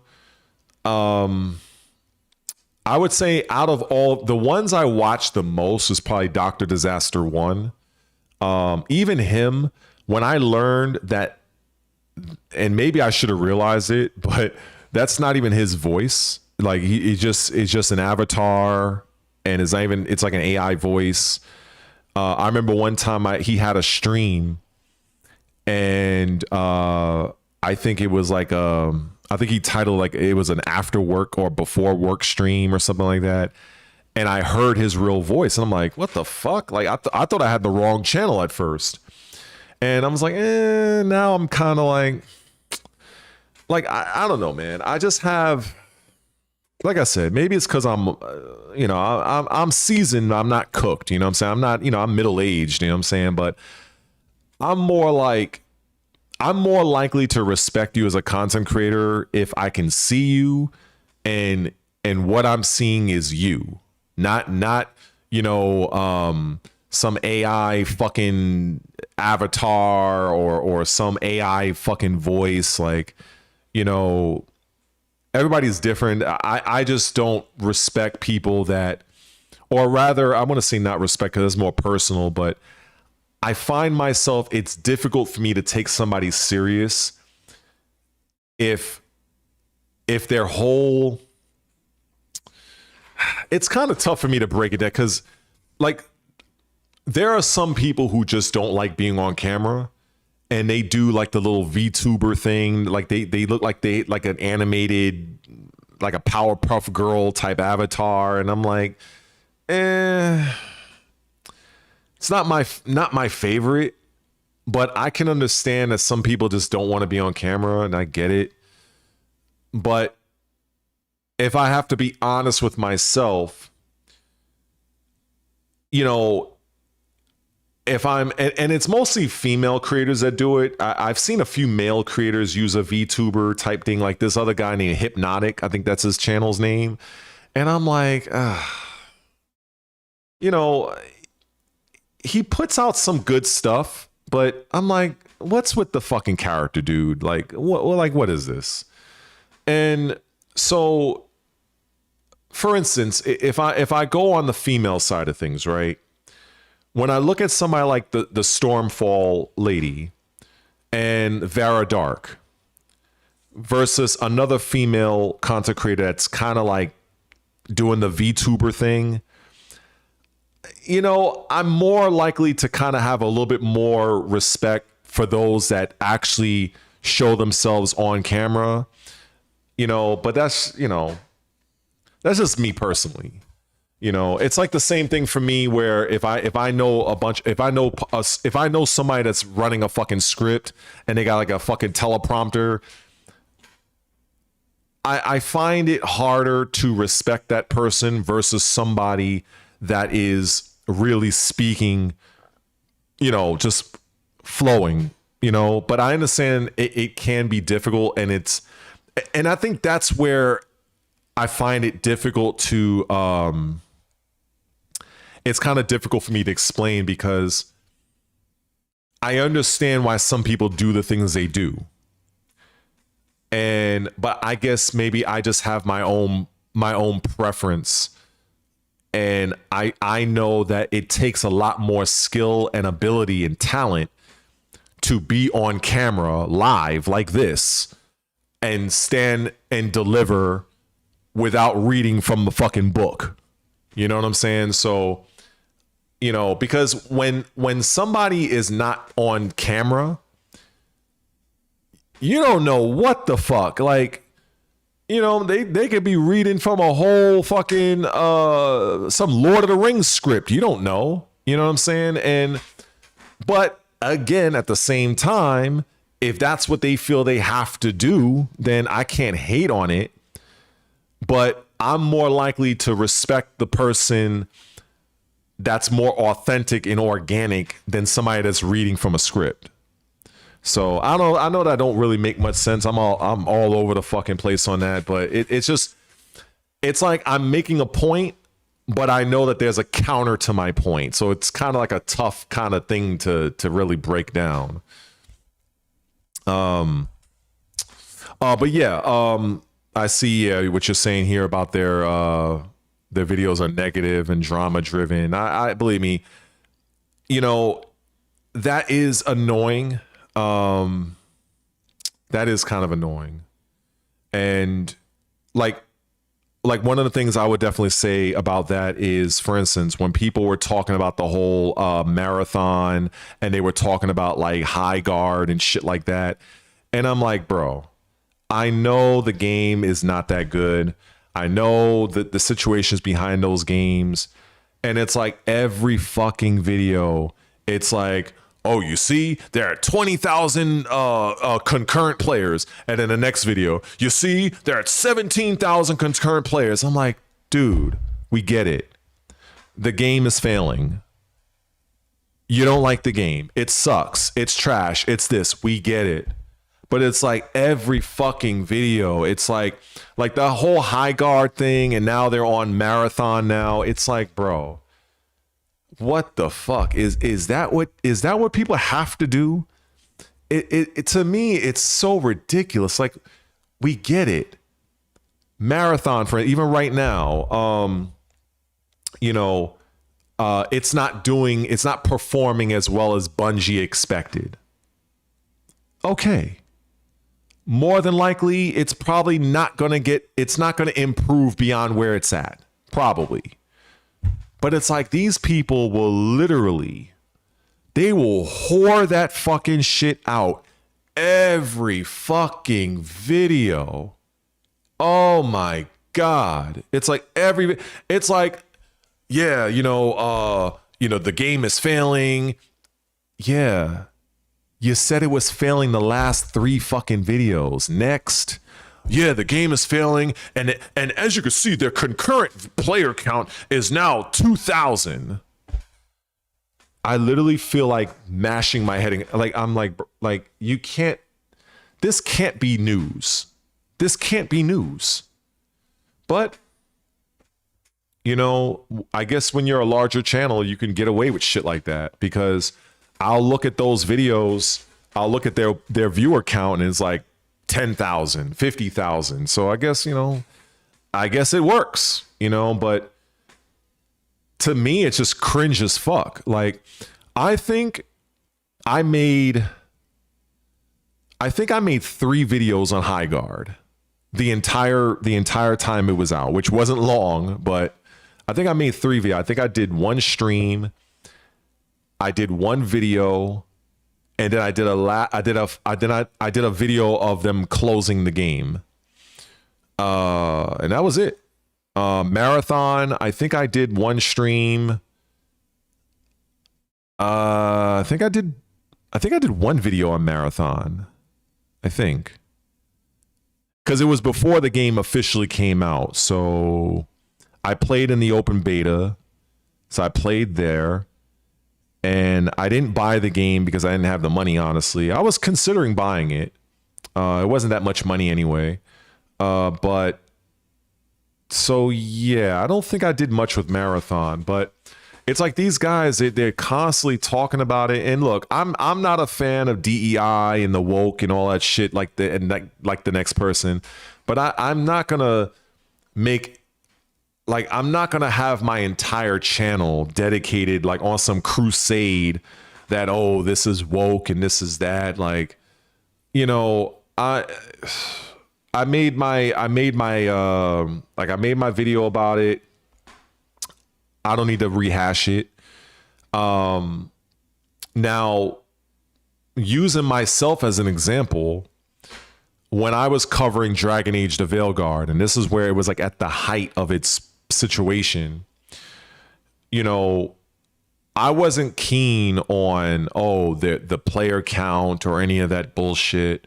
I was mostly talking about just where the game was, who was responsible for it, and the demise of the franchise. That's where I you know, where I was at with it, you know, and even Assassin's Creed Shadows, because Veilguard and AC Shadows were the two games I really started talking about most. And I talked about the Yasuke character. I'm like, look, the only reason why he's in the game is to pander to black folk. That's the facts. Like, you're making a game set in feudal Japan. Nobody is coming to play this game for this character. Nobody gives a fuck about this character, especially when you have a multitude of historically accurate Japanese characters in that time period, but you all of a sudden want to say, fuck them, we're going to go with the black character that had no real significance in that period. Like, I just think that was a fucking shit decision. And as a result, the game didn't do well commercially. And you know, and the game itself, I feel, is really good. The game had probably the best parkour, the best lighting, the best fucking weather system. In fact, the upcoming AC Black Flag remastered, you know, much of those technologies they're using from AC Shadows, you know, and it's like, you know, I remember one of the videos I did, I said, look, if you're dead set on having the Yasuke character, then why don't you just make him as a DLC character? That would have been very good. You know, you come out with the base game. Everybody that is anybody that loves Assassin's Creed, they would have fucking bought that game hook, line, and sinker, because everybody wanted the Japan setting. And then maybe a year after the release, now you come out with the Yasuke character as his own standalone DLC. That would have worked far better than trying to force this character in at launch. But it's Ubisoft. You know, all they care about is checking off all of the DEI boxes as they can. And as a result, the game ended where it ended. We only had one DLC expansion. Whereas if you look at fucking AC Valhalla, AC Odyssey, them shits had fucking a shit ton of DLC. But Shadows only had one expansion. It's crazy to me, man. It's crazy to me. And you know, it frustrates me because, and believe me, I will say this for my entire content creation journey. Assassin's Creed Shadows and Dragon Age the Veilguard were two franchises, two games that I'm so mad that they never reached its full potential because of bullshit decisions from corporate. And it's really fucking stupid as far as I'm concerned. And yeah, like I see what Jules saying here. Yeah, Yeah, I mean Yasuke was a real character. You know, he was a black man. He, you know, he came from the Portuguese ship. But there was too much drama and there wasn't enough people that agreed on much of what was being said. It was too controversial. You know, was he a samurai? Wasn't he a samurai? Was he a retainer? Did he do this? Did he do that? Like, why would you, as a company, why would you position your game having this character? Because originally they wanted him to be the main character. That's a fact. And the funny thing about that is throughout the marketing, because some people may not know, but the game was delayed, and it was delayed, and they said, oh, they wanted to fix some of the parkour elements, which was bullshit. What they wanted to do and what they ended up doing, for those that may remember, they changed the marketing strategy around the game, because when the game was first released, they were doing a lot of things centered around Yasuke. And after that delay, everything was switched to where they were focusing on Naoe. That's a fact. In fact, most of the upgrades and the updates to AC Shadows really centered on Naoe as a character. And even the new weapon they gave her, that right there, like they gave her a new weapon. They didn't give him shit. And, you know, it is what it was, you know? The male and female shinobi, that was the original plan from what I learned. But that was changed due to the whole George Floyd situation, which is what led them to put the Yasuke character in. And then he had this white guy named Thomas Lockley. Thomas Lockley, you know what? Let's just fucking do my little content creator thing here. Let me just show you what I mean here. Thomas Lockley. Yeah. So this guy right here, this guy, for all intents and purposes, this is the guy that was primarily pushing the Yasuke character.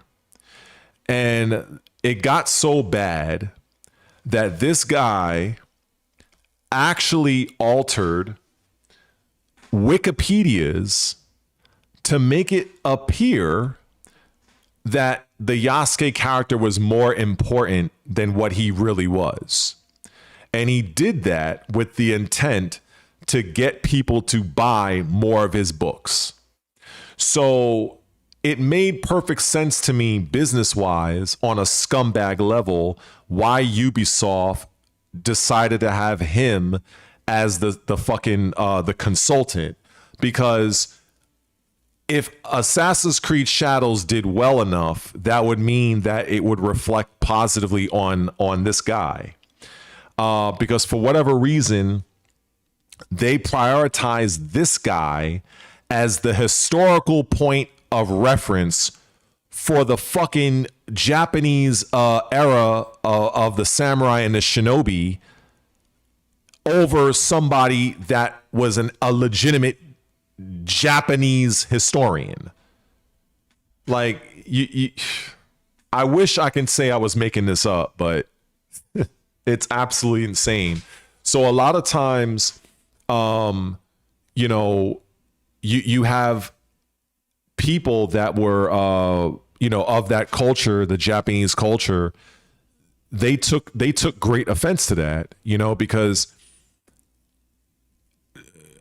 I can't speak about Asian culture because I'm not Asian, but I do know that, you know, Japan specifically takes a lot of pride in their culture and especially when it comes to the whole samurai and all that stuff. You know, I don't know. I can't speak about Korean and Chinese or whatever. I can't speak to that, but I know Japan, you know, they there's a lot of our pop culture basically comes from Japan. And so, you know, I just feel like consulting some fucking white guy on Japanese, like that. I'm like, what the fuck? Like, that doesn't make any, that didn't make any sense to me. That just didn't make any sense to me. And he was like the lead go-to person. And you know, so it doesn't surprise me that the entire Japanese nation, you know, were offended by this. You know, Ubisoft did a lot of fucked up shit. I've even said this and I'll say it again. When they released Assassin's Creed Shadows, it was on the anniversary of a terrorist subway gas attack that killed, you know, several people. So you release Assassin's Creed Shadows on the day that there was a terrorist attack in the Japanese metro? What the fuck? Like, how do you not know that? That shit is, yeah, it was horrible fucking timing. Horrible fucking timing. You know, and it's like, and I'll be the first to admit it. I bought the game, and you know, I bought the game because I wanted a Tenchu stealth assassins experience. That's the reason why I bought the game. I didn't care about Yasuke. I give two fucks about him as a character. I just wanted to play as a shinobi. I wanted to play as a ninja because shinobi is the actual real name, the real term. And even though historically there were no real female shinobi in that way, they were called kunoichi, and the females were largely more like spies. Like they were more like, at least based on the information I researched from people that lived that life culturally in Japan, they break down that Japanese women, they didn't serve the shinobi in that particular way, but they served in a different way in terms of like being spies, eavesdropping, you know, small assassinations where a woman could get closer to the target than a male could, you know, things of that nature. At least that's what I've researched, you know, but you know, if I'm wrong, that would mean the research I got was wrong, but that's what I understood it to be. But yeah, at the end of the day, you know, I'm more willing to accept Naoe as a shinobi for the video game than I am to accept playing as a samurai in a game called Assassin's Creed Shadows. Where in that entire title does that even reference a samurai? Samurai are frontline soldiers / political figures. There is nothing they do from the shadows.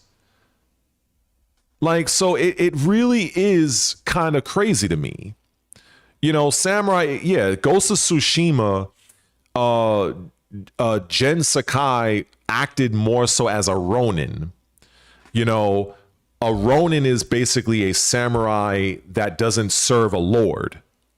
That's where you have the term Ronin. Samurai essentially means to serve. So you are serving the shogun or maybe the person right underneath. But that's really what a samurai is in terms of what it's being called. You know, you're serving something, and they follow the code of Bushido. And, you know, and samurai, they look at assassination dishonorably. They, in fact, the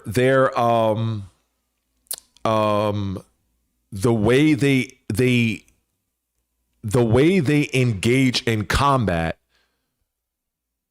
having you see one another means everything to them. So, but at the time, and I feel like I'm giving like this crazy history, right?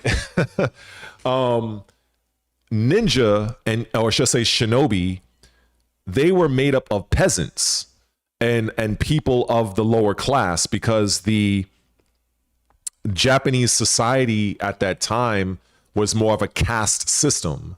So you had your lords, your daimyos, and then you had your peasants, your farmers and stuff like that. So the shinobi were basically peasants and farmers, and they couldn't outright fight against the samurai directly. And that's where they came up with different tactics, espionage, assassination, poisons, things of that nature.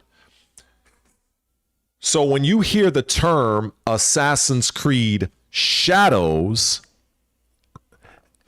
and you're trying to throw in a samurai character who in the game, he has no real parkour, what the fuck did you think was going to happen? Now, this is kind of like, and I'll even say this doesn't even have anything to do with him being black. It could have been because it could have been an Asian samurai as well. That's still, like, you're not there to play a game like Assassin's Creed Shadows in feudal Japan to use a samurai. If you want to do that, play Ghost of Tsushima. That's a game that's more directly in line with that particular path. Ubisoft, if they were smart, because they're fucking not, they would have doubled and tripled down on the open world Shinobi sandbox. That's what the fuck they should have prioritized. What Ubisoft attempted to do, in addition to checking off their DEI boxes, they wanted to come up with a hybrid style game to where, well, you could play as a ninja and you could play as a samurai. That's not what the people wanted. But, like, I can talk about this for fucking forever. Like, I'm just so deeply bothered by it, because I played Assassin's Creed for fucking years, from the very first game. And ever since the first game, myself and millions of people were bitching and complaining. We want to go to feudal Japan. We want to play as a shinobi.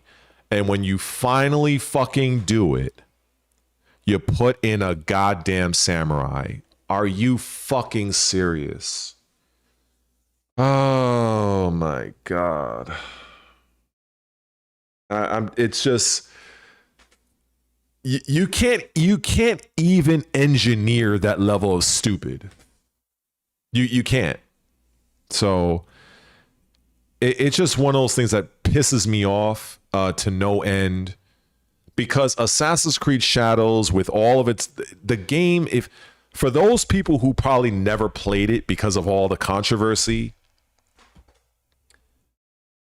I guarantee you, if you play that game on a 4K monitor, it is one of the best looking games you will see this generation, by far, hands down. The way you can go from walking around town during the day and you're literally seeing cloud formations form, storm clouds, and the fucking sunlight is blocked out like it normally would when a storm system is coming in, and the storm happens organically over time. Things are reacting, flames are getting moved about, sometimes they're getting put out. The fucking the leaves are changing direction based on the direction of the wind. You're seeing the fucking wind, you're seeing the lightning, like the rain is coming down like it's like raining sideways. Like, it is one of the best weather effects I've ever seen in all of my decades of video gaming. But all of that shit is pushed to the side because the controversy take center stage. This is why I come up with that term, and I've said it many times. Some developers, they choose controversy over community. And that's the thing that pisses me off. It really bothers me a lot to no end. That game should have been a fucking layup. It should have been a knockout. That game should have brought Ubisoft back into the fold. But instead, they're still trading. You know, hold up. Fuck this. Let me look at this shit real quick. Let me have a little fun here. Let's see.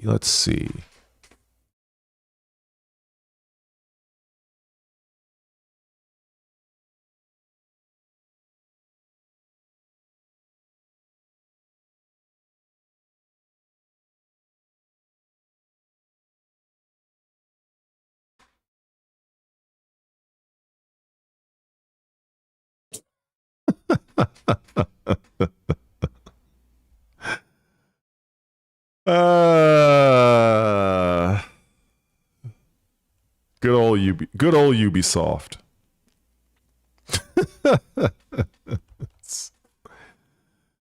Good old fucking Ubisoft. You know, I've shown this before. There was a time where Ubisoft was actually worth something. And I actually mean this literally. They were actually worth something.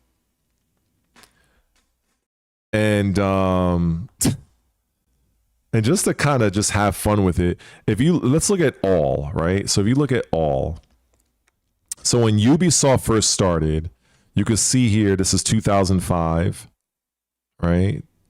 So obviously this is before Assassin's Creed first came out. Okay. Now this spike is around when Assassin's Creed, the first game, came out. It's about 2007-ish and whatever, right? So that's basically what was going on with them. Now, if you look up here, look at their high. Their high at one point in time was literally $107.90, and this is in 2018. And on that particular day, they closed at $94.44. So now when you go over here and you see this year, you look at the open and the close. So here, 2022, they closed at $46. Then they had a sharp drop off right here, and they closed here on October 2022, $27. Then they had another drop off here at 18, which is January 2023, went up a little bit. Something must have came out for them at that point for them to, or it might have been a patch.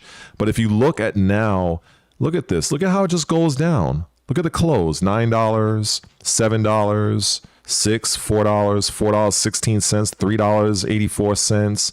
Like, this is what ends up happening when a company is just chasing after the so-called modern audience, and they absolutely fail. And it's sad. It's fucking sad. It really is. And that leads to them getting bought out by that company, Tencent, which I think is a Chinese company. So, you know, it's wild to me. It really is.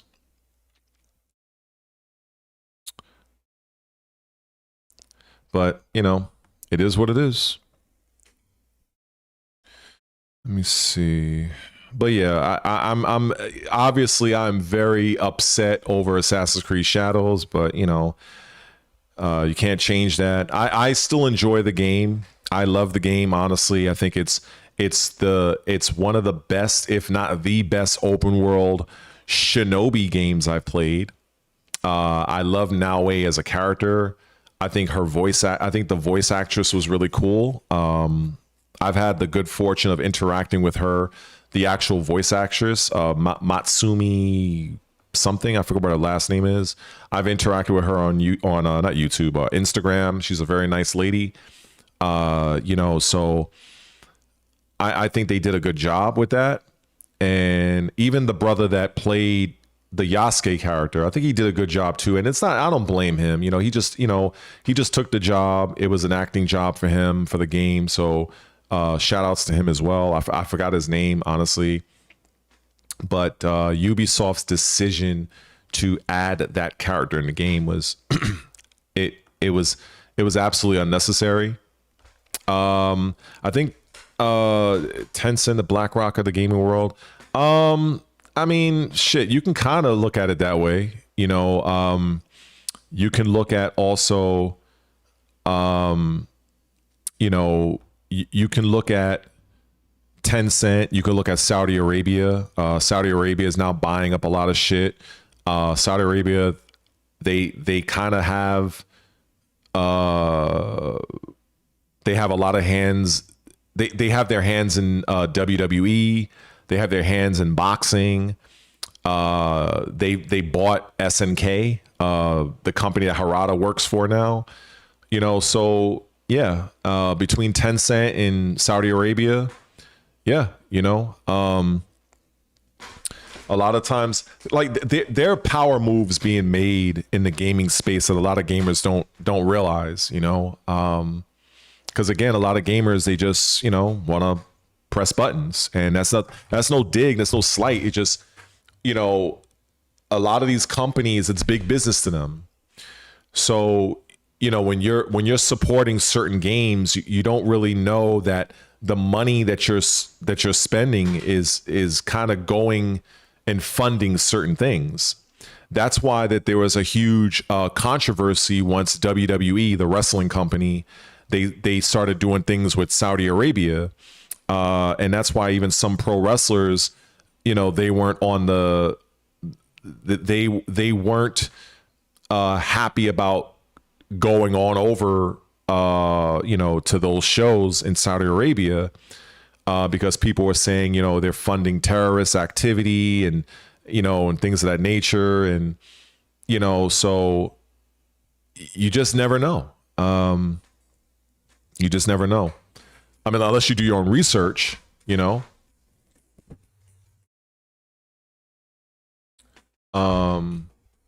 He says, oh, yeah, you said that it's company's fault, not the VAS.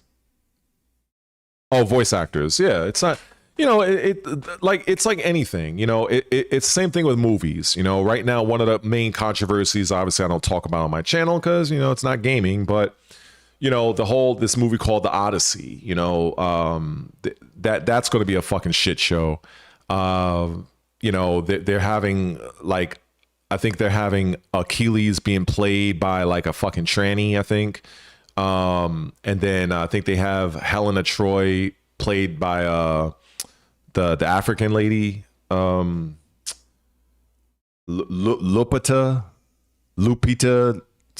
Nyong'o or something like that. I you know, I don't know, man. There's just so much stuff going on right now that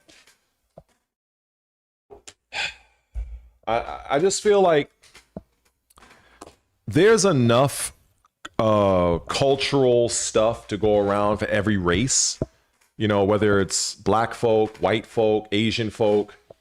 There's no need to go and race swap somebody. You know what I'm saying? Like, I feel like, you know, because that's like, all right, you're just gonna have some random white dude play as Shaka Zulu. Like, you know what I'm saying? You're gonna have fucking a black dude play fucking Genghis Khan or some shit. Like, it's like, it's getting to the point where it's just downright silly. It's really stupid, you know.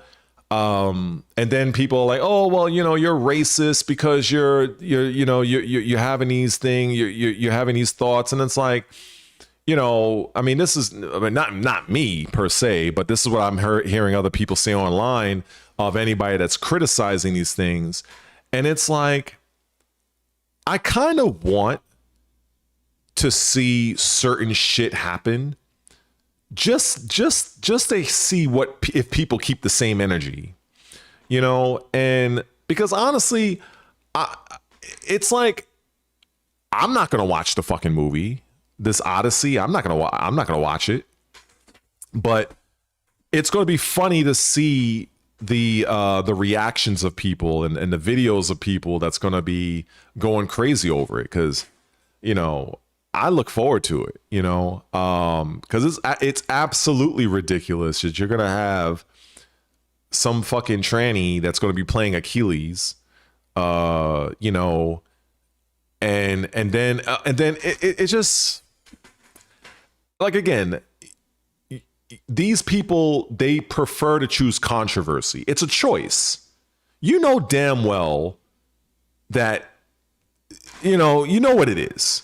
But people, they want to go against the grain so much because it causes controversy.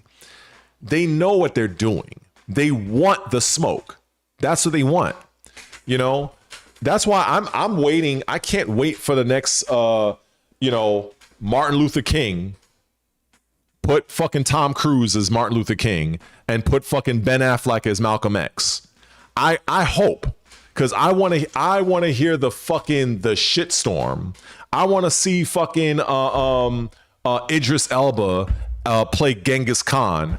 You know what I'm saying? Like, if you're gonna go retard, you might as well go full retard. That's how I look at it.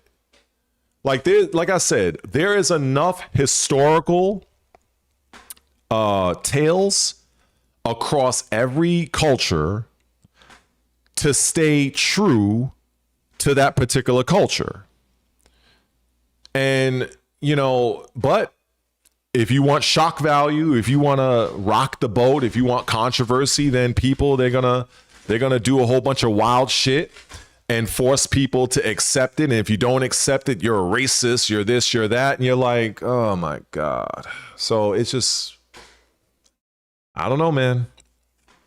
I don't know. But that's just kind of like how I look at it, because I think it's just absolutely ridiculous.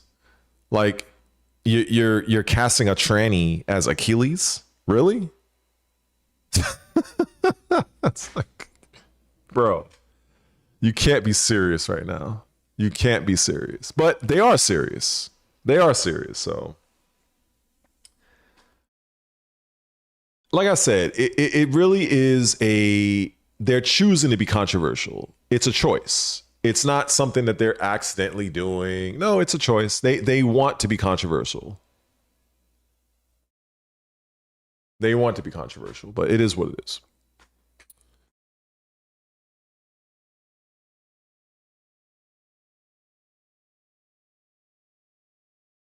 I feel like, you know, I'm all for black empowerment and all that shit. Like, I mean, hell, like I said, you know, I'm mixed myself. My father is black, proud black man, and everything like that. I'm all about that.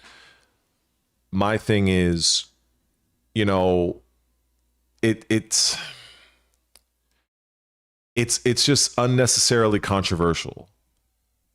There is enough black historical figures. There's enough black comic book characters to where you don't need to race swap anything. You know what I'm saying? And I just think it's just it's lazy. You do that because you know it's controversial. You know. And you know, it just, it reminds me of that other situation, I think, where they had was it Little Mermaid, and they made Ariel the black chick, the black mermaid or something like that. And there was like a huge fucking backlash about that. And I came up with this idea and I said, you know what would have been cool? What would have been really interesting is if they made an original black mermaid, an original character. And at the end, or maybe midway through, and also you would have, and I, you know, I'm gonna play fucking screenwriter here. We know the ocean is vast, right? Most of the planet is water. So you have different oceans. So maybe in the particular part of the world in that ocean, you had Ariel, you know, the white character with the red hair, you know, the classic Ariel. But maybe in the other part of the world, in another part of the ocean, you have the black mermaid, right? Call her whatever you want to call her, right? And she goes on her own little adventure. And somehow along the way, she ends up crossing paths with Ariel. And they both, you know, they're like, wow, you're from there. And, you know, like they have that little moment where it's like, we didn't know anything existed beyond our borders. And then maybe at the end of the movie or whatever, they end up getting together and going on their own adventures together. I think that would have been much better than taking a damn near 3-decade-old character and turning her black and saying, here's Ariel. No, the fuck it isn't. But I guess doing it in the way I suggest, maybe that takes too much brain power. I don't fucking know. Because I think, one, that would have been a lot better for the Black Mermaid because you're making her own character. And I think people may miss this. And yeah, what I'm talking about right now is controversial, but fuck that. I'm gonna talk on this shit. This is my shit right here. I feel it cheapens the black race, in my opinion. And I'm gonna explain why. And what I'm gonna say, I'm gonna clip this too. What I'm gonna say is I feel the same way when it comes to female characters, for instance, because I'm gonna try to articulate this as best as I can. So I'm really thinking about this. Female characters that are very boss-like and they're going into franchises that are highly male dominant. And I just feel it does a disservice for female characters and actresses. And what I'm trying to get at is this. You have Ariel, an established mermaid Disney character. The way I look at it is you don't have the faith and the confidence that creating an original black character would actually sell. You feel that the only way a black character in that universe of Little Mermaid can only thrive if you race swap them. That is some lazy shit. And I honestly think that does not help the black community at all. At all. I don't care what anybody has to say about it. I think that's lazy, and I think it's a bit of a slap in the face. It's almost like I don't think that's a good look, because I look at it a little bit deeper, because we understand The Little Mermaid is a franchise, right? But the character name is Ariel. That's her name. So if you wanted to make another character, and if you wanted that character to be black, then why not just make an original character with her own friends, going on her own adventures? And you could easily fucking have it in a completely different part of the ocean. And make it so that now we've become invested in this new character, and now she crosses paths with Ariel. That is how you do it, because now you have a direction of where you can go from things. But no, we're gonna fucking race swap her. That shit is crazy to me. That shit is crazy to me. And when I mentioned the female, one example, what I wanted to say after the Little Mermaid is what they attempted to do with James Bond. James Bond is a white European man. That's what he is. So he is 007 from MI6 or MI5. So you mean to tell me you can't just make an original super spy character? Like, I remember there was talk, they wanted Idris Elba to be James Bond. Why? You couldn't make Idris Elba his own 00, call him 009, or call him 005, 006. He's still working in the same universe. Why do you have to make him into James Bond? Like that, like, what the fuck? You can't have him exist on his own merits as his own character? So we have to shoehorn somebody of a different race into something that's already established? Like, what? I know what I'm doing is requiring a lot of critical thinking, and I know a lot of people in today's society lack that. They just look at, it's racist if you don't. No, we already know that this is an established character for fucking decades.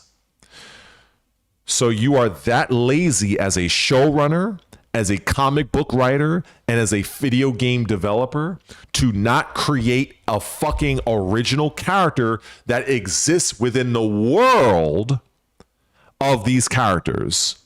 You're that lazy. That's how I look at it. And so I don't respect any of that shit. I think they came out with what? They made Idris Elba as the Master of Arms in the fucking He-Man thing that's coming out, or unless it came out already. I'm like, I mean, good job for him, getting a paycheck and playing the character. But it's like, what are we doing? Like, what are we doing? So I'm not a fan of the race swapping on any side. I think it's lazy. I think it's just 100% for shock value.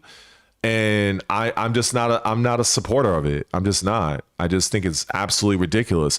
I think the other one I seen was, I don't follow Harry Potter, but I know of the franchise. They made some black dude as a major villain character. He was like a wizard or some shit. And I'm like, what?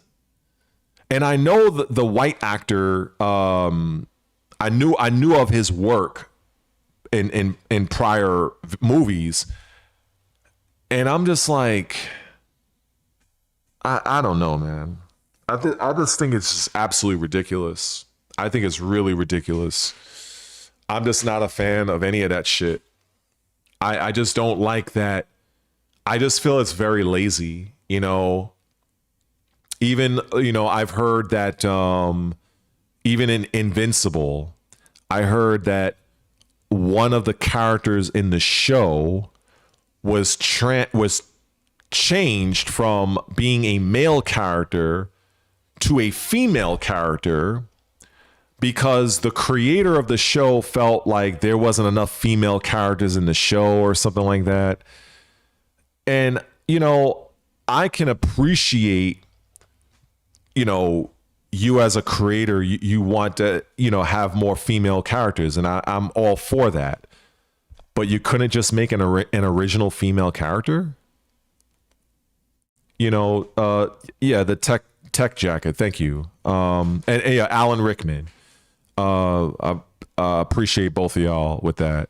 I'm like, you couldn't just make an original character? Like, for instance, you have a character in Invincible, the game called Elemental.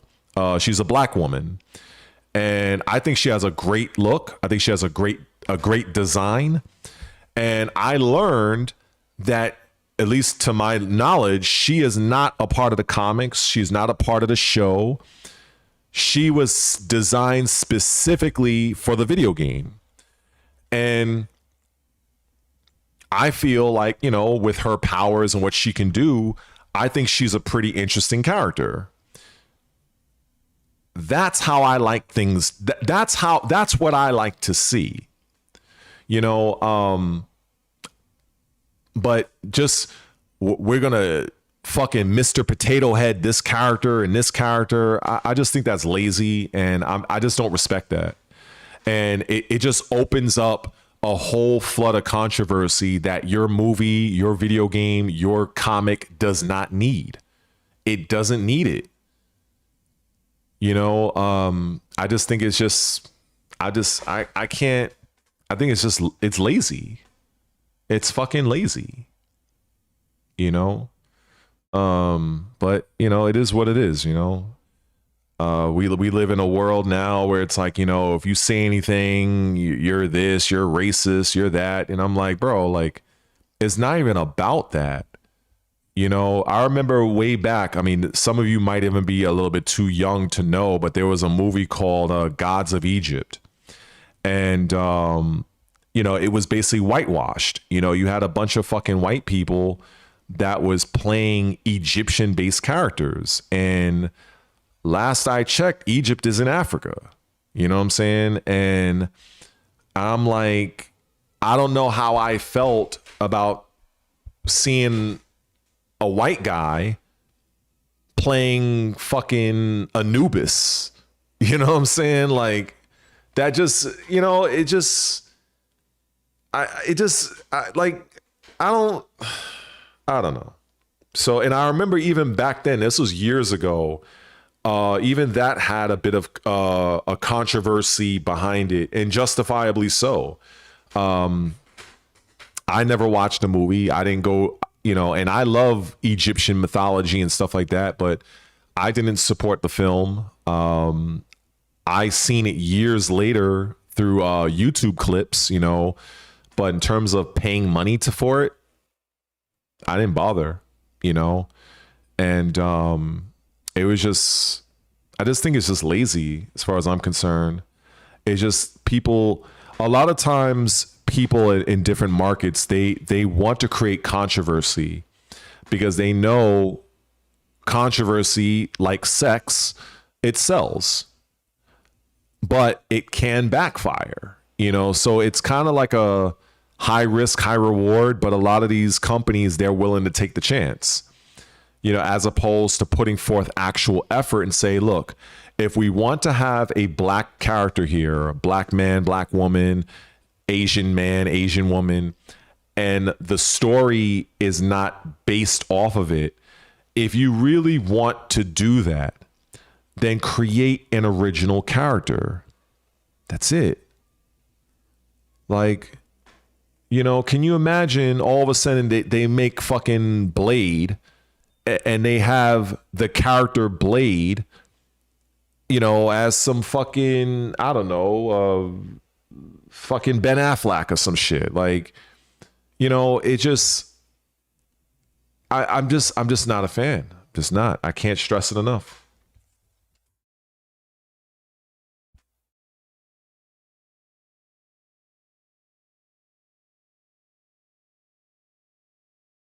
Oh boy. How long have I've been yapping for 4 hours? Holy shit. That's wild. Getting my yap on. But yeah, I don't know, you know, I see like a few of you guys, you know, oh, what's up, Dragon Ball Nation? What's up, bro?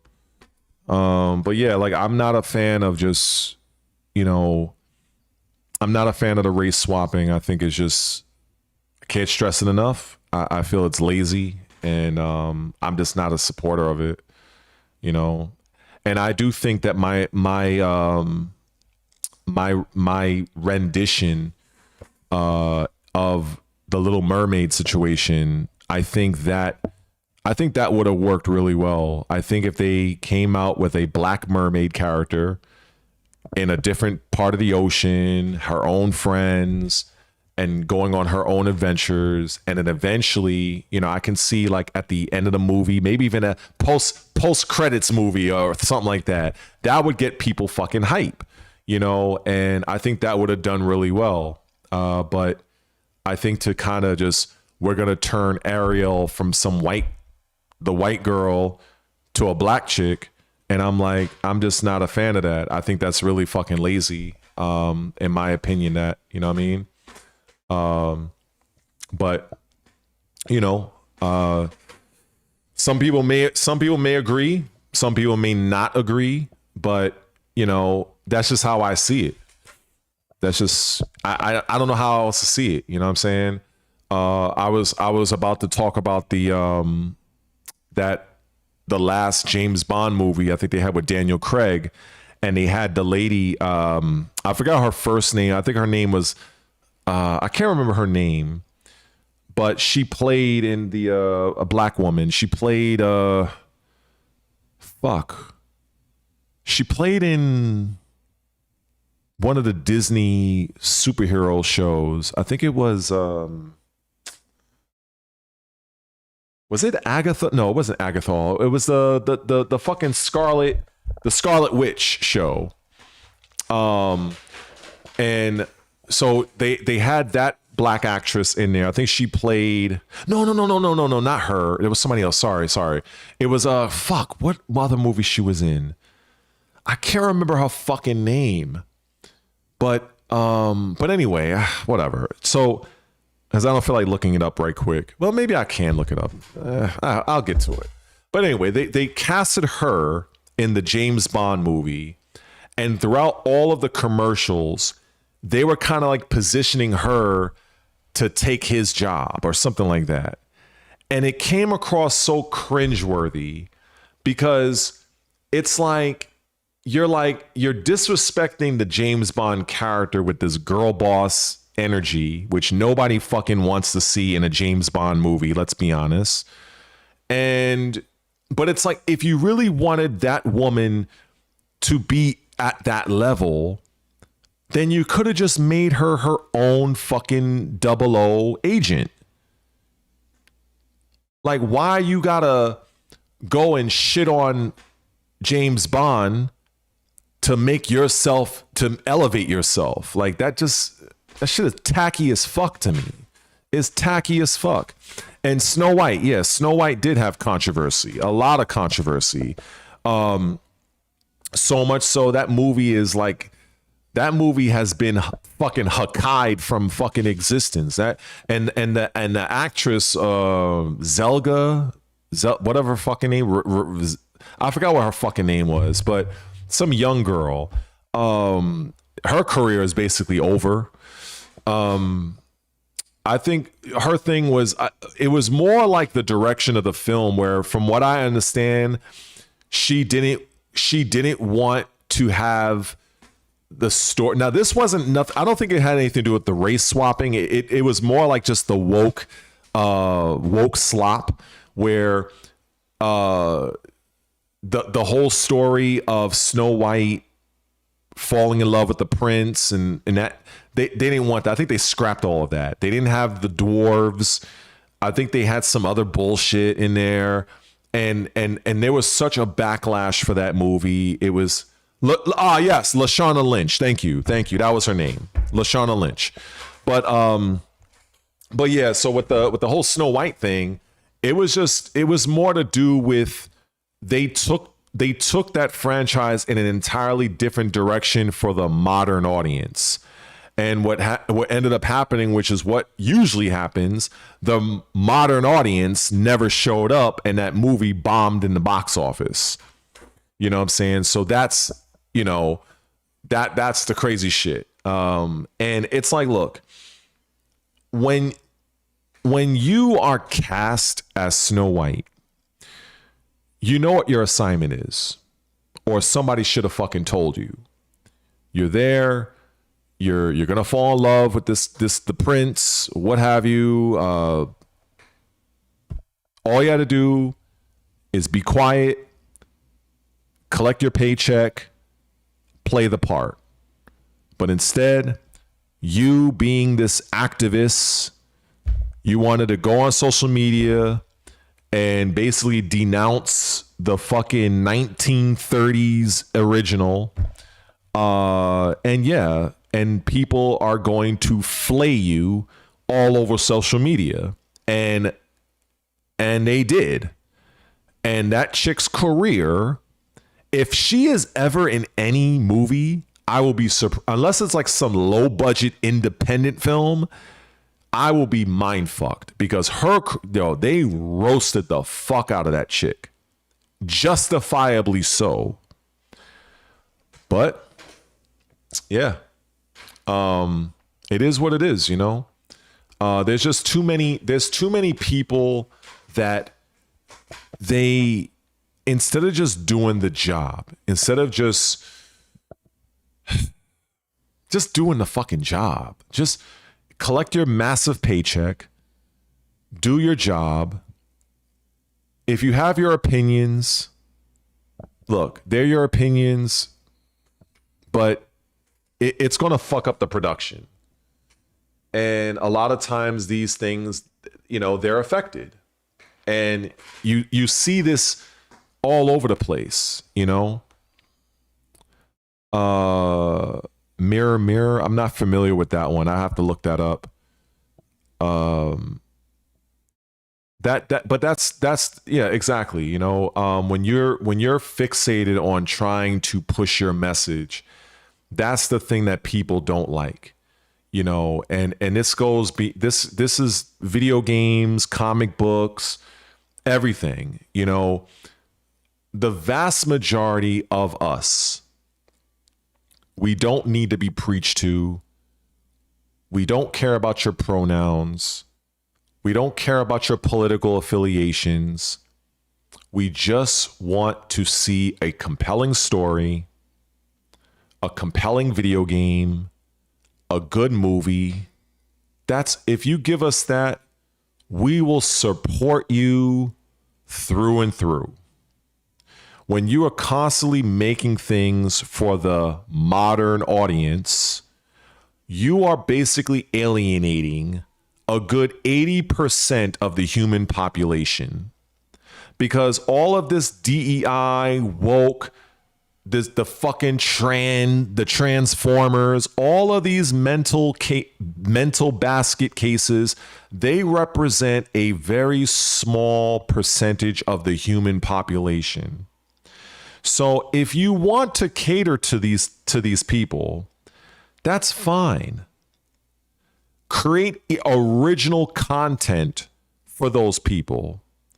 But when you have big budget IPs and you're spending millions upon millions upon millions of dollars, and you are targeting a very small, tiny percentage of the human population, you are going to get destroyed.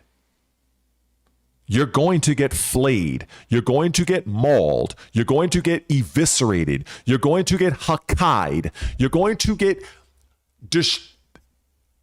every word you can conceivably tether to this. It is not going to work, and it has never worked. I look at what these people have done to my beloved Star Trek. They turned a Klingon into a flaming fucking homo. I was incensed. I was enraged. I was proud that show got canceled, as it should have. If you want to make a show of Star Trek, Star Wars, and you want to put a bunch of Transformers in it, you want to put a bunch of homos in there, call it Gay Wars. Call it Transformer Wars. I don't give a fuck. But don't call it Star Trek. Don't call it Star Wars. Don't disrespect the IP that has existed for decades. That shit pisses me off. It pisses me off. It really does. It because you doom an entire franchise for the sake of your small little mental illness fucking message that the vast majority of us don't give two shits about. It pisses me off. It really does. I can't stand it. All of this fucking bullshit. All this, you know, look. When they came out with the Mary Sue character that is known as Rey, it was cringe as fuck. It doomed the entire Star Wars franchise. You kill off all of the meaningful characters. Somehow or another, that dumb fuck that directed, I think, Rian Johnson, the guy's a fucking idiot. You don't have a scene featuring Carrie Fisher, Harrison Ford, and Mark Hamill. And she ends up dying. And you, like, it's just, this shit is just, it's something that really pisses me off. It really does. It angers me. Because you have people that are in control of these franchises that legitimately hate the franchise. They hate Star Wars. They hate these franchises. They're not fans. These are people, all they're looking to do is cause controversy and to get their guarantee paycheck. That's all that's their whole, and to push whatever agenda and message that their fucking overlords are asking them to do. That's it. That's all. It's absolutely,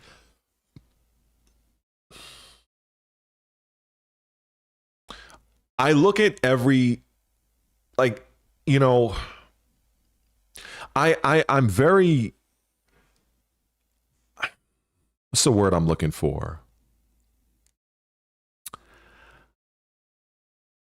I'm very leery about these type of things I talk about because they are very controversial, and it kind of goes beyond just me talking about video games.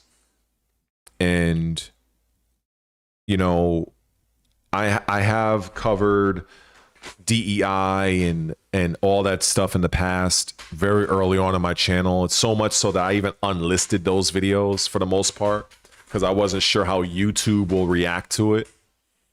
But I'm very passionate about these things because I'm tired of seeing video game franchises, shows, and movies doomed because you have an activist posing as a game developer that is ruining a fucking franchise just to push their mental illness bullshit. I'm fucking tired of it. And yes, I will fucking throw in Gears of War into that.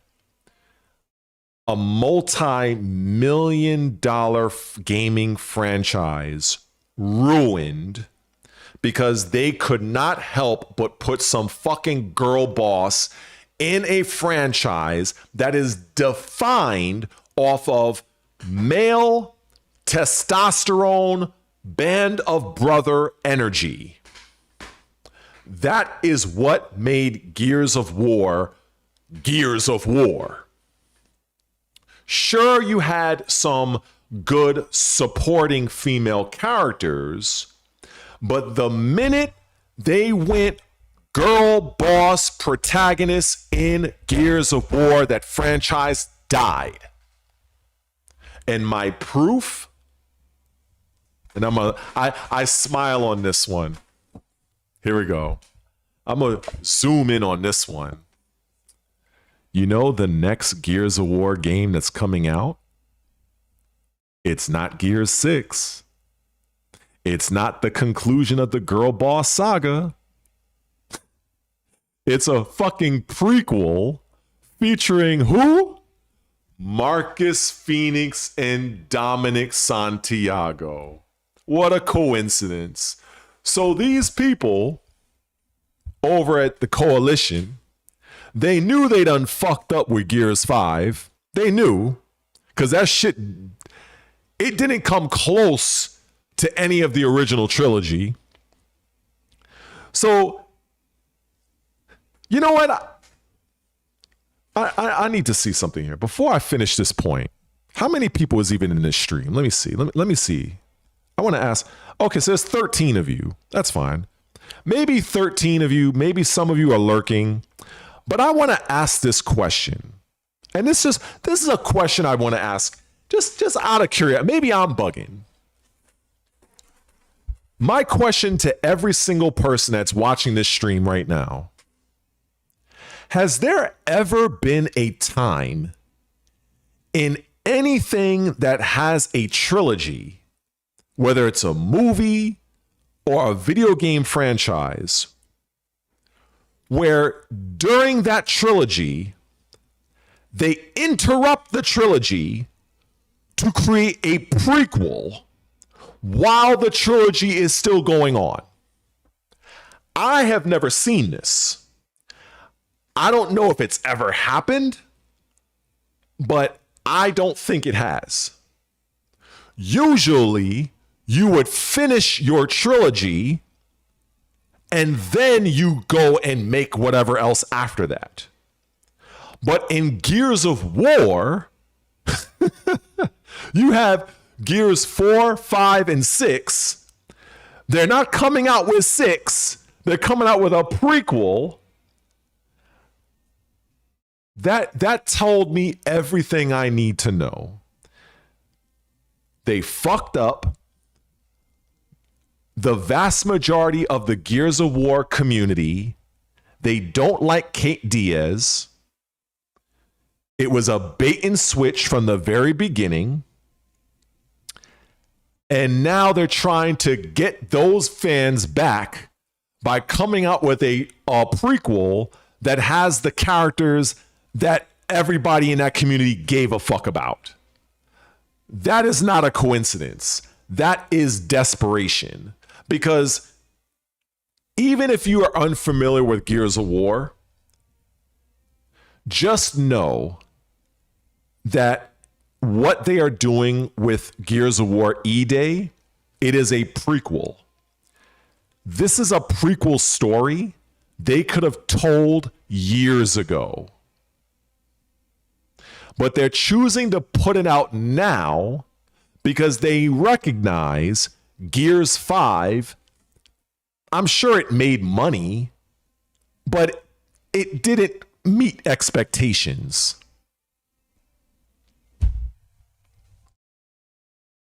And that's it.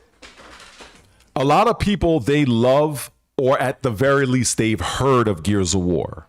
And they loved and respected the initial trilogy, Gears 1, 2, and 3. You may have your favorite. Some may like 2, some may like 3. But at the end of the day, you know the trilogy was the shit. And when Microsoft acquired the IP and created the Coalition, I remember I did a video about this a while ago. I think I did, or it was a stream. And I have Gears of War 4. And they did a bait and switch. You're led to believe, as you should, that the next trilogy of Gears of War would basically feature Marcus's son, right? That makes sense. But in Gears of War 4, they made Marcus's son a fucking idiot And the person that was really kind of leading the plot, and that was the serious one, was the chick. So that's why I say it was a bait and switch, because from the very beginning of Gears 4, that was the intended direction all along. They wanted to have it as a girl boss franchise from the very fucking beginning. Now, it's not to say that the Kate Diaz character itself is a bad character. I think Kate Diaz is a good-looking character, voice acted well, just not good for Gears of War. Just not. This is a right character, wrong franchise. And it really it turned off a lot of the fans of Gears of War. That's a fact. And as a result, you have Gears of War E-Day. I guarantee this. And I usually don't like to deal in absolutes. I don't like to deal in this sort of thing. But I know 1,000,000,000% if Gears 5 did record sales, we would be having Gears 6 right now. We wouldn't be talking about no Gears of War E-Day. That's a fact. And that's why I asked, and I'm glad that at least a few of you answered, have you ever seen a trilogy interrupted ever from start to finish? So yeah, that told me all I needed to know. And again, you know, it's not to say that Kate Diaz is a bad character. I'm not saying that at all. But for Gears of War, there's just certain things you don't do. You know, that's like if you're making Rambo and you're casting a female, bro. You know what? That probably will be the next thing. If you want to do that, you make and like I said with the race swapping, you kind of devalue, because if you want to make a Rambo-like female character, just make an original character, an original franchise. That's how you do it. So that way it doesn't come off cheap, and it doesn't make it seem like a female character can't get over unless it's on an established male lead. I see it from multiple points of view. And I know many people, they can't do that because I also don't feel it benefits the female, because it's kind of like you're saying this female character can't get over if she was original. She's only relevant because it's an already established male-dominated franchise. And I think a lot of the feminists, the women feminists out there, they don't see it that way, but they should. It doesn't do you any favors. And, you know, so that's why, I look at things the way I, and I appreciate that, you know what I'm saying? You mentioning that with the Mortal Kombat and all that stuff. The thing is, there's ways to pull it off. I think Mortal Kombat 1, as hokey as it is, the fact that it's a brand new universe and all sort of shit, like, I can kind of see it.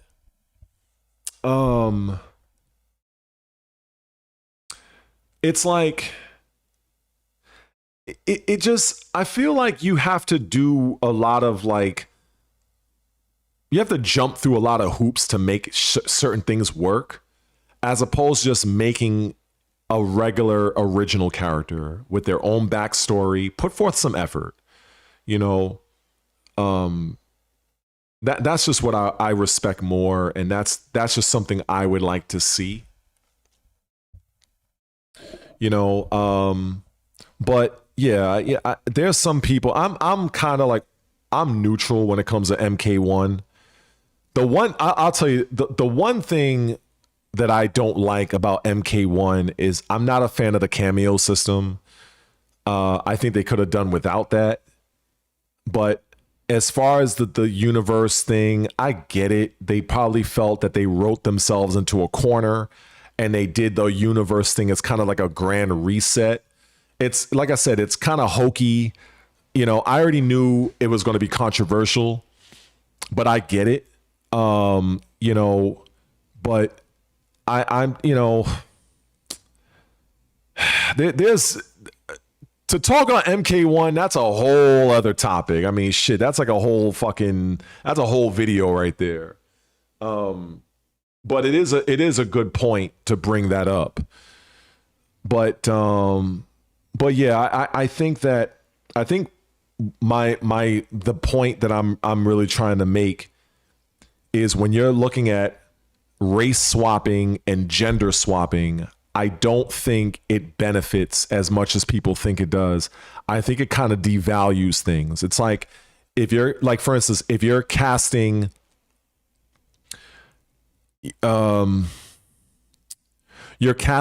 Idris Elba as a black James Bond,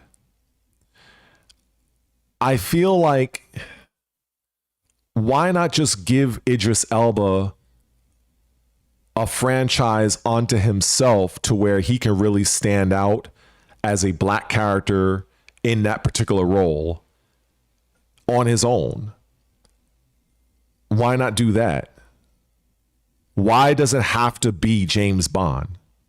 We know who James Bond is. We know what he is. So are you trying to say that Idris Elba can't get over as a UK special agent hitman unless he is casted as James Bond? I don't think people really look at it the other side that way. And the same thing with gender swapping.